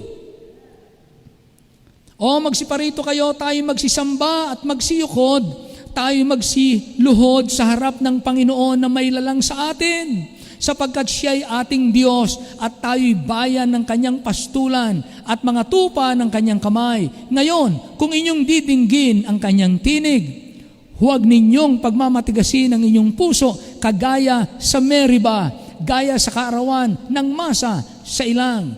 Dahil naging mapait po ang tubig. Walang tubig at sila po'y nagreklamo sa kanilang karanasan. Nang tuksuhin ako ng inyong mga magulang, tinikman ako at nakita ang gawa ko. 40 taong namanglaw ako sa lahing yaon. At aking sinabi, bayan na nagkakamali sa kanilang puso. Hindi naaalaman ang aking mga daan. Alam niyo mga kapatid, merong itinakda ang Diyos na magandang pagdadalhan sa iyo. Pero ang Diyos may pamamaraan, may daan siya para hindi lamang maranasan mo ito, kundi ibig ng Diyos, hubugin ka. Turuan ka, linisin tayo. Gusto niya tayong i-prune, i-purge. Gusto niyang baguhin ang ating mga attitude. Pero ito'y sa pamamagitan ng ating pagpapasakop. Kaya kung nahuhubog tayo, mga kapatid, ayon kay Kristo, hindi yung pinwersa tayo, binraso tayo ng Diyos. Hindi po. Natutunan nating sumang-ayon dahil natutunan natin ang kanyang mga daan at yung dating ayaw natin, ngayong gusto na natin. Sabi nga ni Apostle Paul, when I was young, I think like a child. I speak like a child. But when I became old, I put away childish things. Kaya nasabi ng Panginoon, 40 taong namanglaw ako sa lahing iyon. At aking sinabi, bayan na nagkakamali sa kanilang puso, hindi nila naalaman ang aking mga daan. Kaya't ako'y sumumpa sa aking poot na sila'y hindi sila makakapasok sa aking kapahingahan. So anong ginawa ng Diyos? Pinaikot-ikot sila. Ikot sila ng ikot for 40 years. Unti-unti sila nagkakandamatay hanggang sila'y mga ubos. At yung maliliit na bata na kanilang akay-akay, na kinatatakutan nila, naglakihan, kinamatayan ng mga batang ito ang kanilang mga magulang na masuwayin sa Diyos. At itong mga anak na ito na naglakihan na, nang mamatay na ang kanilang mga magulang, sila ngayon ang dinala ng Diyos, ipinasok sila sa lupang pangako. Anong aral po sa atin ang sinasabi ng Bible? We learn from the past. We do not repeat the mistakes of others. Huwag na po tayong magdunong-dunungan. Alam ng Diyos mula simula hanggang katapusan.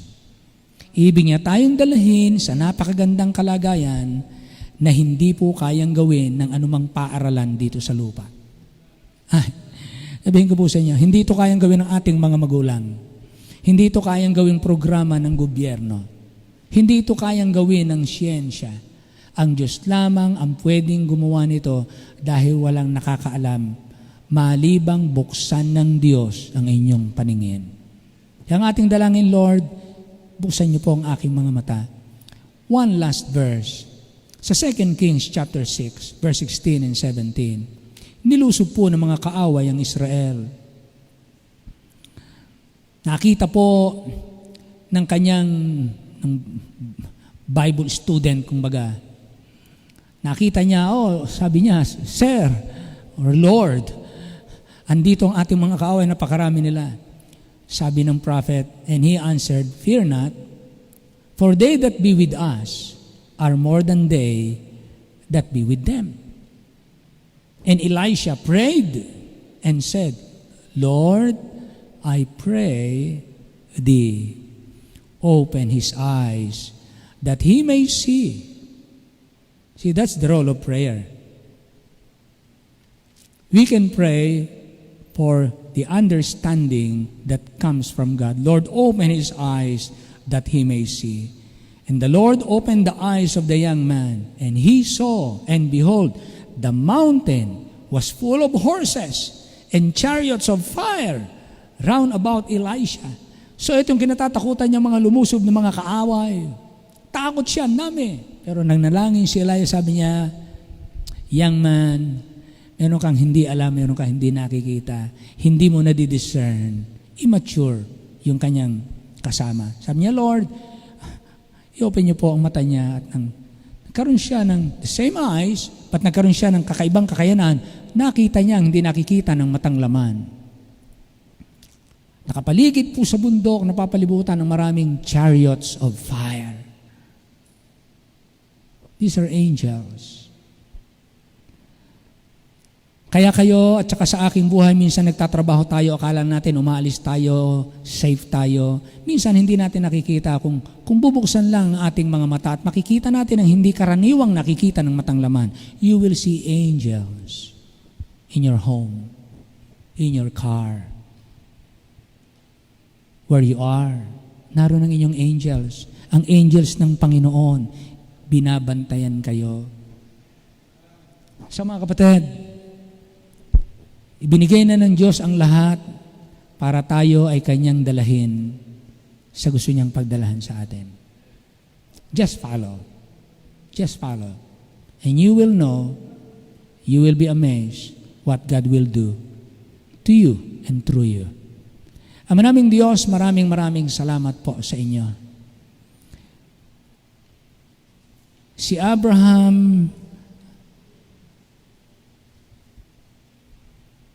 nakaranas ng himala sa kanyang buhay. Siya ay naging isang malaking bansa. Mula sa kanyang balakang lumabas ang mga naghari sa bansa. Iba ang iyong gawa sa buhay ng mga nagpasakop po sa iyo. Iba ang kanilang kaligayahan, iba ang kanilang kwento, iba ang kanilang kapanatagan, iba ang kanilang lakas, iba ang kanilang tapang, iba ang kanilang panig, sapagkat sila ay nasa iyong panig. Kaya naman po, Panginoon, habang kami nagsisilago, habang iniingatan namin ang iyong salita sa iba't ibang kapanahunan, iba't ibang karanasan, pagtibayin niyo po ang bawat isa sa amin. Ang magiging karanasan ng aming asawa at ng aming anak sa amin, kung kami mga magulang, makakaranas sila ng kabutihan ng Diyos. Akayin niyo po ang aming mga anak at ang aming mga kabataan sa pag-iingat ng iyong salita na huwag namin itong labagin, huwag namin itong maliitin, huwag namin itong pabayaan sa aming buhay. Mga dakilang tao at mga dakilang lingkod ng mga bansa sa iba't ibang panahon, pinatunayan mo sa kasaysayan hanggang ngayon. Kinasihan mo ang Israel sa lahat ng kanilang laban. Bakit nananatili pa sila hanggang sa ngayon? Dahil ng iyong salita na binitawan at iniwan sa kanila. Sa kabila ng maraming digmaan, nakatayo pa rin ang bansang Israel.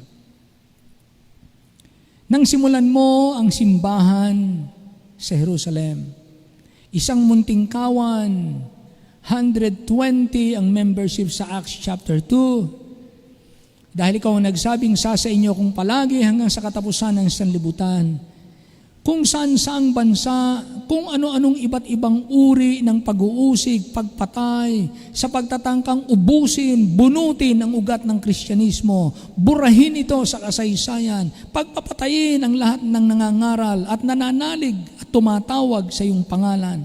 Narong ipakain sila sa leon, narong sila'y ipako sa krus at gawing lantern sa magdamag, at sila'y sunugin. Narong sila'y pakuluan sa langis, narong sila'y pahila sa kabayo, sari-sari ang mga pahirap na pinagpapagawa sa kanila.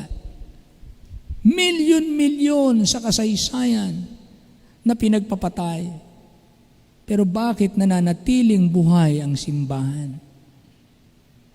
Ito ang iyong katapatan na ang simbahan ay magiging kasama mo. Hindi mo ibig sabihin, hindi sila pararanasin ng hirap at mga tiisin, kagaya ng binasa namin sa Revelation chapter 6. Mga taong pinagpapatay dahil iningatan nila ang iyong salita. Kami ay binhi ng pananampalataya ng mga taong naging tapat. Binhi kami ng mga taong iningatan mo upang ibahagi ang banal na ebanghelyo. Kaya kami naman sa aming kapanahunan, you are expecting, you are commanding, you are calling on us. Ihain namin ang aming mga katawan bilang mga buhay na hain na siyang katampatan naming pagsamba. Lord, narito po ang inyong mga anak. Kami ngayon ay nakatayo sa gitna ng tahimik na bayan. May mga takot sa bawat tahanan. Naroon ang pagbabantay ng mga kinauukulan. Salamat po, na-enjoy namin ang maghapong ito sa iyong presensya. Salamat po sa inyong mga anak, Lord, na nagpahayag ng marubdob nilang pagnanais na ikaisambahin at papurihan. Maging sa iba't ibang dako ay ganun din. Iba't ibang simbahan na mga nagla-live streaming ngayon. I-bless niyo po mga nanonood sa live stream na ang kanilang kasalukuyang karanasan ay hindi po ito ang talagang kanilang permanenteng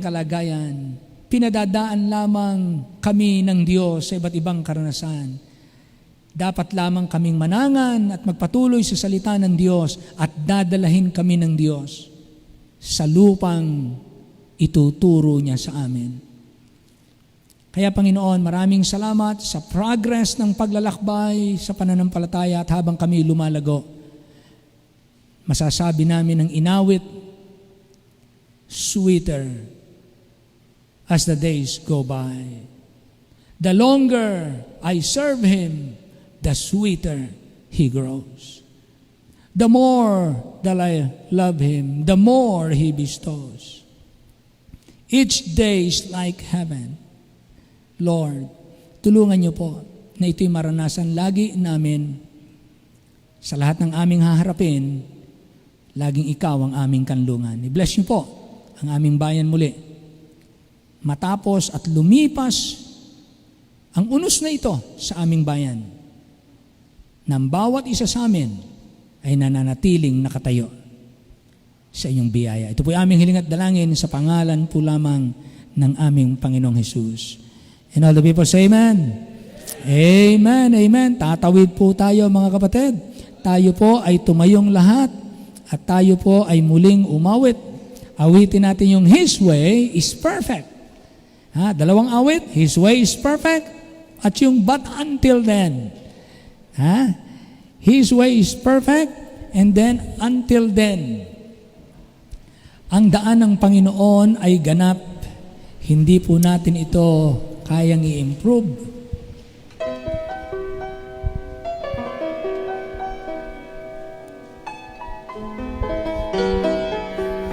Amen. His way is perfect. Kay sarap pong damhin. Awitin natin. When our way seems dark and grim and the future I don't know, my heart feels so empty as the tears unending flow. When my heart breaks with sorrow and tempest fills my soul, this one thing I know for sure, my God is in control. His way is perfect. Yes, His way is perfect. Though I don't understand His wise and loving plan, His way is perfect. Amen. His way is praise God. Take my life and make a vessel purified. God makes no mistake. His way is best. Ladies. Amen.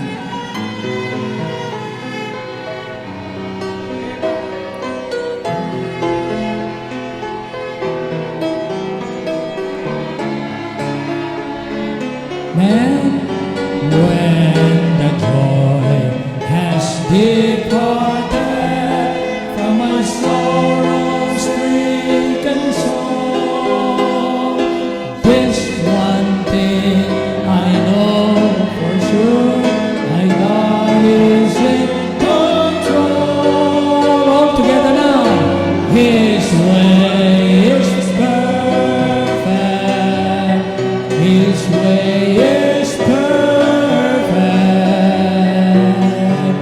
Though I don't understand His wise and loving plan, His way is perfect. His way is perfect. Take my life and make a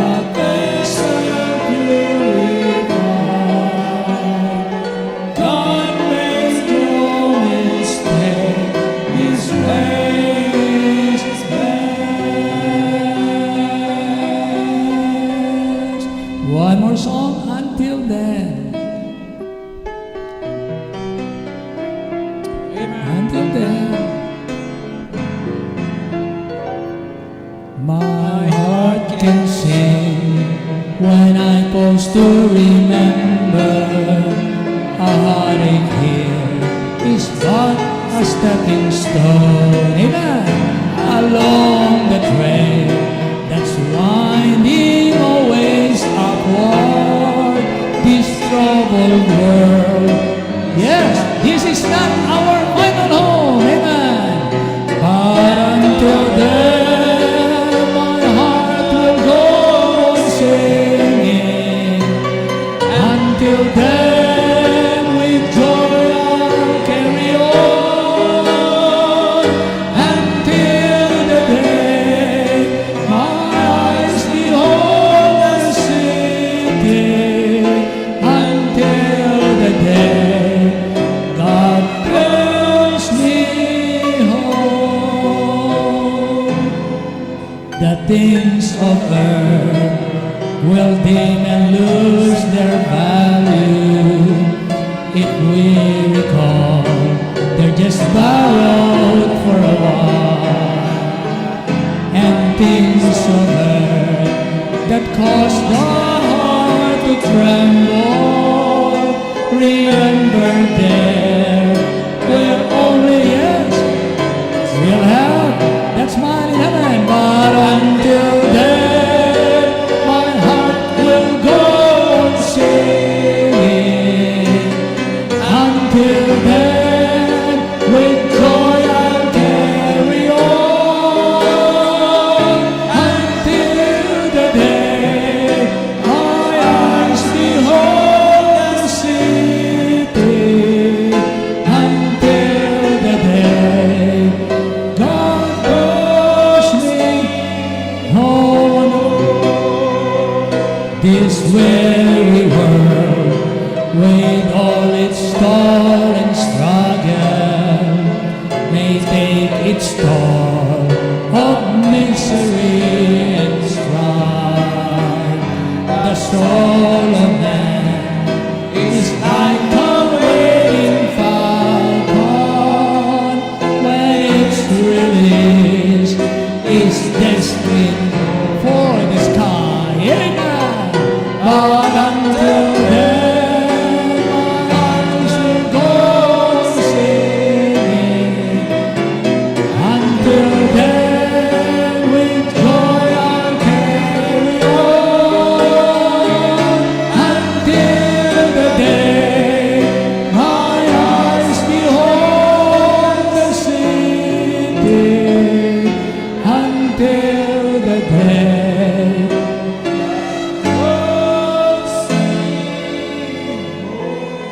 Amen. One more on the chorus. But until then, my eyes will go on singing. Until then, with joy, we'll carry on, keep on, amen.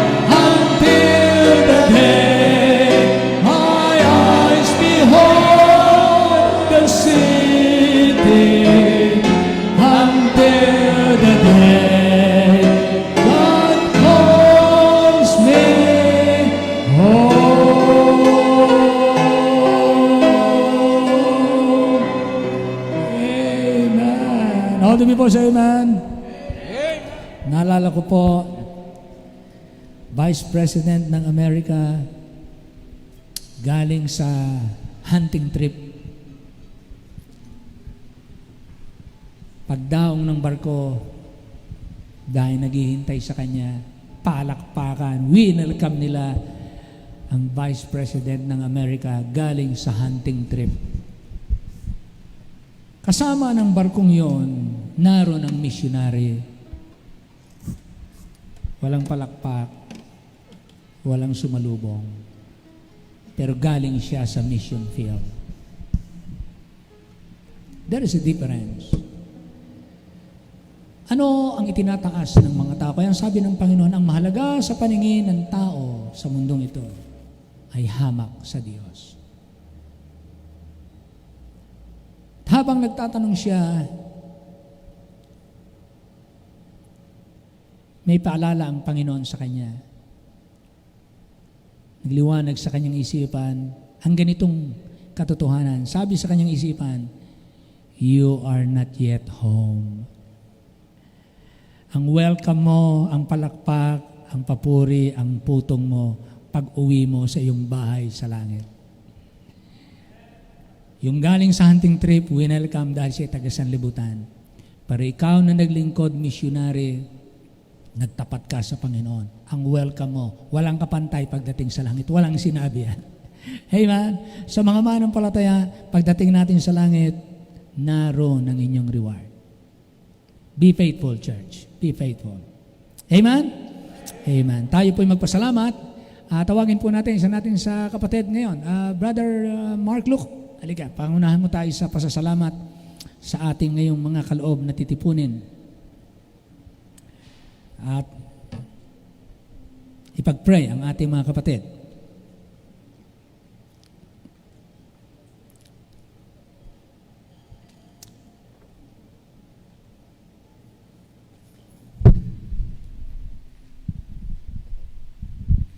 Let's pray. Panginoon, marami pong salamat sa pinagkaloob mo. Salamat po sa araw na ito ay kami nagpanambahan, Panginoon. Yes, Lord. Salamat po dahil hindi hadlang ang sitwasyon para kami hindi makapanambahan, Panginoon. Thank you, Lord. Salamat, Lord, sa mga pangako mo na hindi mo kami iiwan kailanman.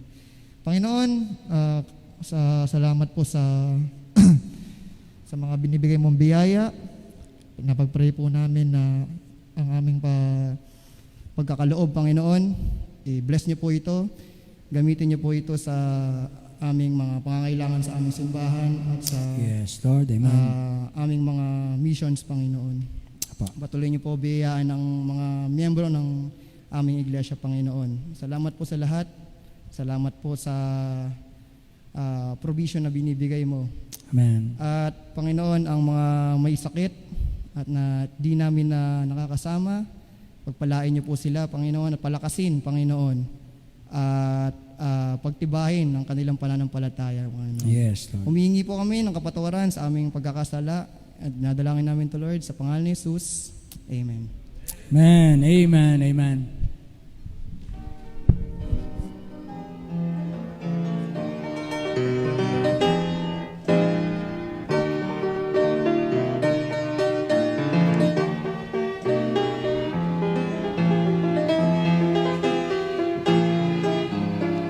Jesus, my Savior, I met. Oh, what a wonderful need of my heart. Confessing depart. Heaven came down and glory filled my soul. Savior, make me whole.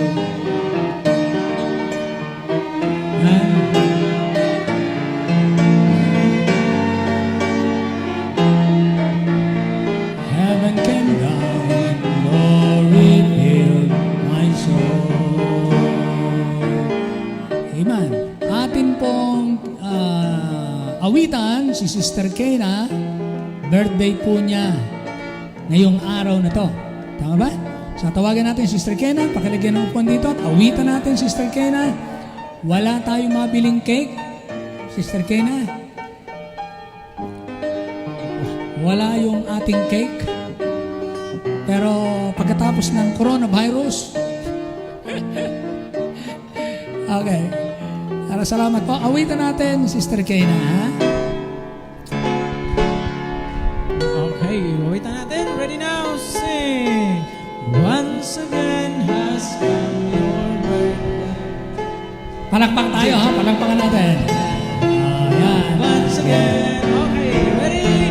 Sing. Once again has come your birthday. Yes. Once again. The time has come. What a big gift from Jesus. Amen. He has given you one more year. Happy time, your birthday. Happy time this year. What a lovely gift from Jesus. He has given you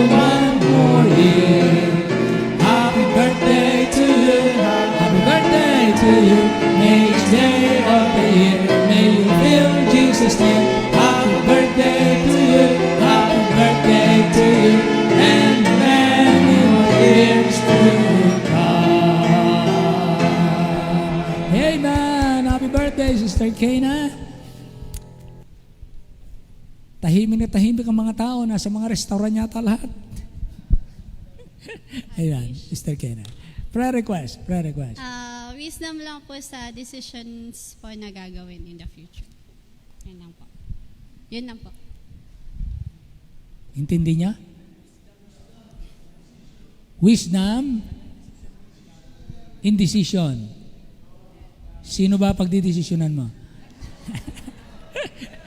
Ano pala? Ano?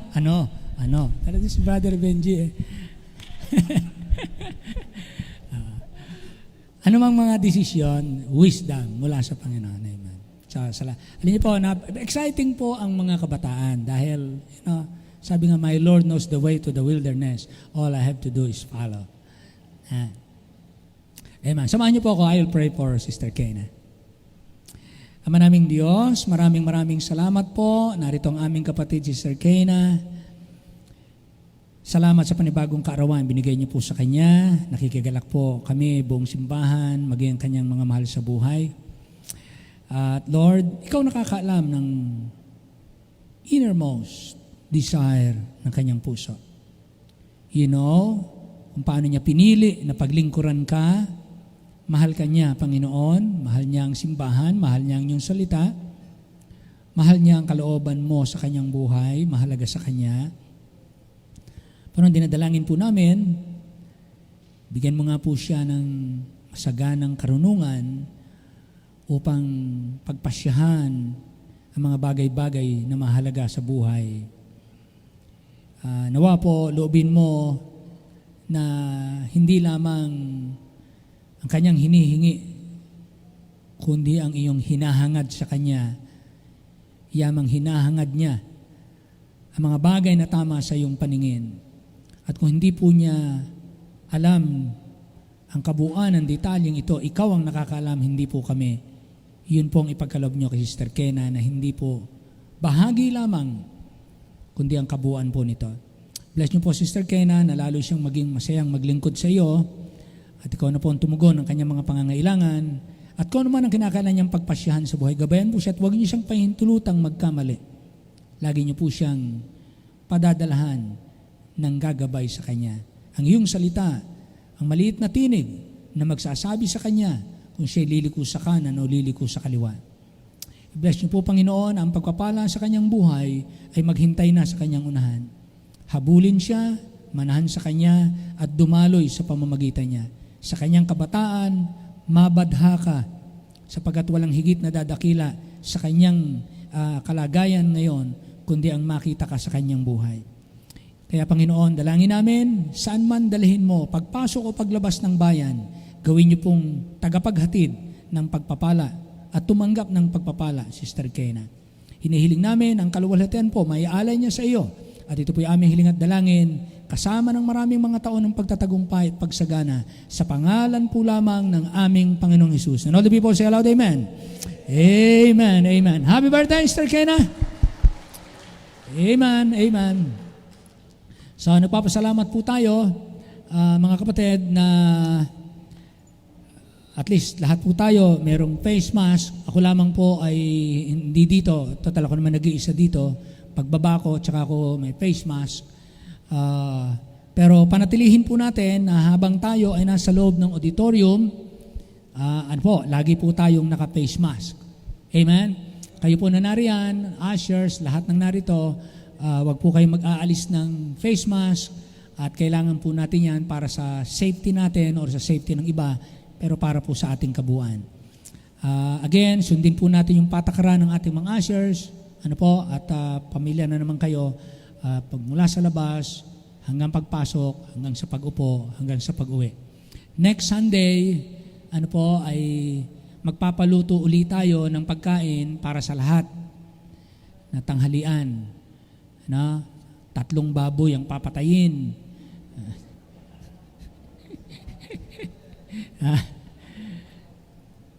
Sino daw? Pastor Eloy. 3, kasi sa salitang, sa Quezon ba yon yung ang langka ay baboy? Ayun. Sa Quezon yon, 3 baboy ang papatayin. 3 langka. Okay po. Gulay. Hindi ho. So, ang papaluto tayo ng isang ulam para sa lahat. Para ding kanina. Para dire-diretso na po tayo. So, masaya po ba tayo, mga kapatid, sa Panginoon? Isa pong kapatid natin, Sister Ethel, meron pong binanggit kanina sa akin na napakaganda ng kanilang ginagawa ng kanyang family at ng kanyang mga kasamahan, na sila po'y gumagawa ng yung panglagay sa mukha. Ang ginagamit nila ay yung plastic ba? Yung plastic na parang ginagamit natin sa overhead projector. Anong tawag niyo doon? Acetate. Yung acetate, kinukortahan na, ginugupit nila. Ginagawa pala yung pang face shield. Ang ganda ng ginagawa nila. Ngayon, binibigay nila ito ng libre sa mga pulis, sa mga nurses, sa mga doctors, no? At nung minsan, na-televise yata sila dun sa ginagawa nilang yon, na-promote sila. Ayan, ito po yung kanilang ginagawa. Pero kita ba dyan kung ano itsura? Yan. Yan po ang ginagawa nila. Pamimigay nila yan. Ngayon, dahil dumadami ang demand, lumalaki ang demand, yan ang ginagawa nila. Meron pa ba? Meron pa? Yung buo na. Ayan. Ayan. Ang ganda, di ba? Kahit ubuhin yung kaharap mo, ay talagang tutulo lang dito yun. Hindi dikit sa mukha mo. Ayan, ang ganda, nakashield. Okay? Ngayon, nangangailangan sila ng pwedeng tumulong. Hindi ko alam kung anong gagawing extra. Ano ba ang gagawin ng Sister Ethel? Anong itutulong nila? Pwede mo bang, sige, pakibigyan kami ng, para kung sino po sa inyong pwedeng ihatid sa inyo or pwedeng dito nyo pick upin. Kaya sabi ko sa kanya, kami bigyan mo rin para makatulong kami magawa. At least may bahagi tayo para sa ating mga frontliners. Sister? Good afternoon po sa inyong lahat. Actually, papakilala ko po muna yung group namin. It's a group of doctors and estheticians po dito sa South. Nag-create po kami ng group na recruit kami ng mga families na gustong magkaroon ng bonding time with their children. So, ang naisip po namin is gumawa nga kami ng improvised face shield na ibibigay po namin sa mga doctors or frontliners, armies, ganun po, for free. So, lahat po ng supplies were provided po sa inyo or sa amin or sa mga families na nag-volunteer. So, as of now po, we have 30 families po 30? sa South. Opo. 30. Opo. So, lahat po ng hospital sa Metro Manila and including po yung Laguna and Cavite, bibigyan po namin ng mga free na face shields po, yung mga frontliners. Like halimbawa po kung sa Southwood, sa UniHealth po, magpo-provide din kami. Just bigyan nyo lang po sa akin yung contact number po ng in charge sa mga frontliners at saka yung pangalan po. So kami po mag-deliver sa kanila. So ito po, madali lang po siyang gawin. Actually, may mga nakat na po ako sa bahay. And then may mga i-assemble na lang po siya. So kailangan po namin ng manpower. So pwede pong sabihan niyo ako kung interested po kayo na mag-join or mag-share ng inyong labor po. Magde-deliver po ako sa inyo ng mga materials na ikakabit ninyo, tapos kukunin ko po sa inyo. Kasi ako po, meron po akong pass na makalabas. Kasi ako rin po magde-deliver sa mga hospitals, Pastor. Okay. So, bigay nyo lang po sa akin yung, PM nyo lang po ako. Kung makita nyo po yung, kung friend nyo po ako sa Facebook, kung hindi po pwede nyo po akong i-add, or i-text nyo po kung alam nyo po yung number ko. So, kung ilan po yung kaya nyong gawin, ibibigay ko po sa inyo. Tapos, pero Pastor Gain po, kung meron din po kayong ibang alam na supplier, kasi sa ngayon po, sobrang dami na rin po nagme-message sa akin na gustong tumuwang. Pero naubusan na po kami ng mga supplies. Like yung acetate po kasi, mas maganda, dapat malapit po na lang muna dito. Opo. Gauge 14 or 16 po kasi dapat para hindi siya flimsy, tsaka hindi siya malambot. So, yan po. Kung meron po kayong kakilalang supplier na pwede nating katukin, pwede po kami na rin mag-pick up ng supplies sa kanila para ma-deliver po or ma-distribute sa mga families na gustong mag-join. Yun po.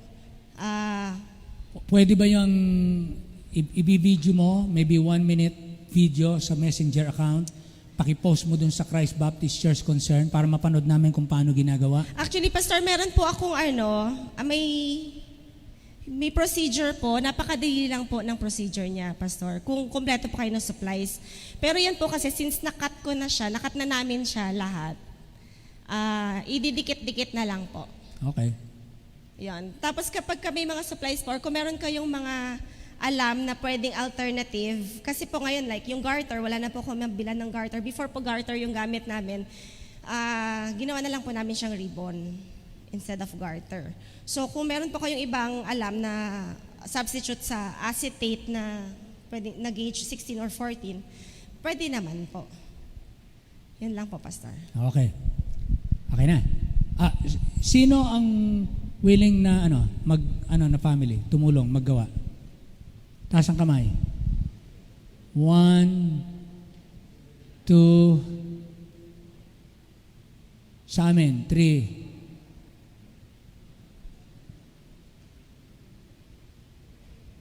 Bali, ano po yun? 4. Kami na po magsasanitize kasi sasanitize pa rin po yan eh.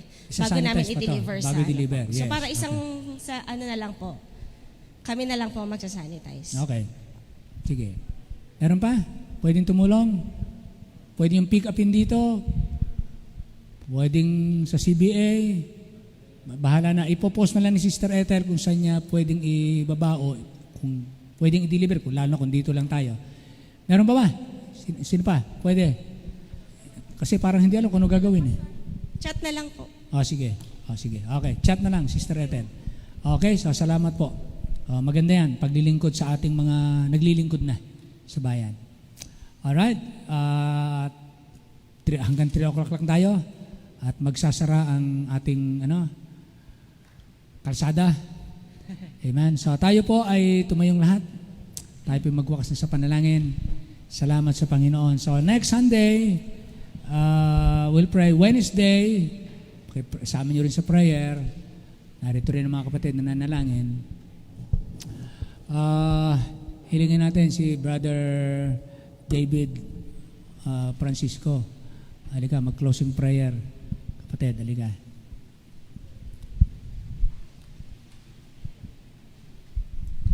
Let's pray. Panginoon, salamat po sa hapon nito na kami po nakapanumbahan. Salamat po, Panginoon, sa lahat ng pag-iingat niyo po sa amin lahat. Amen. At pinapanalangin po namin aming pong bayan, kaya po ang siyang maghugas ng kanimong mga virus po Panginoon sa amin, kaya po mag-ingat sa bawat na frontliners po namin. Opo. Salamat po, Panginoon, sa mga buhay na yung mga binibigay po Panginoon sa amin, mga doktor po, mga nurse na humaharap po, Panginoon, sa mga peligro na tuwang po sa aming bayan, Panginoon. Ingatan niyo po ang bawat isa sa aming pong pag-uwi, kaya po ingat po sa bawat isa. This I pray, Amen. Amen. Pag uwi natin sa atin, observe po natin ang laging patuloy na pag-iingat. Ano po? Para makalipas po ang bagyong ito, wala po tayong casualty na tiga Christ Baptist Church. Ayaw nating makapakinig ng may isa. Kaya ingat po tayong lahat. Salamat po sa lahat at purihin po ang Panginoon.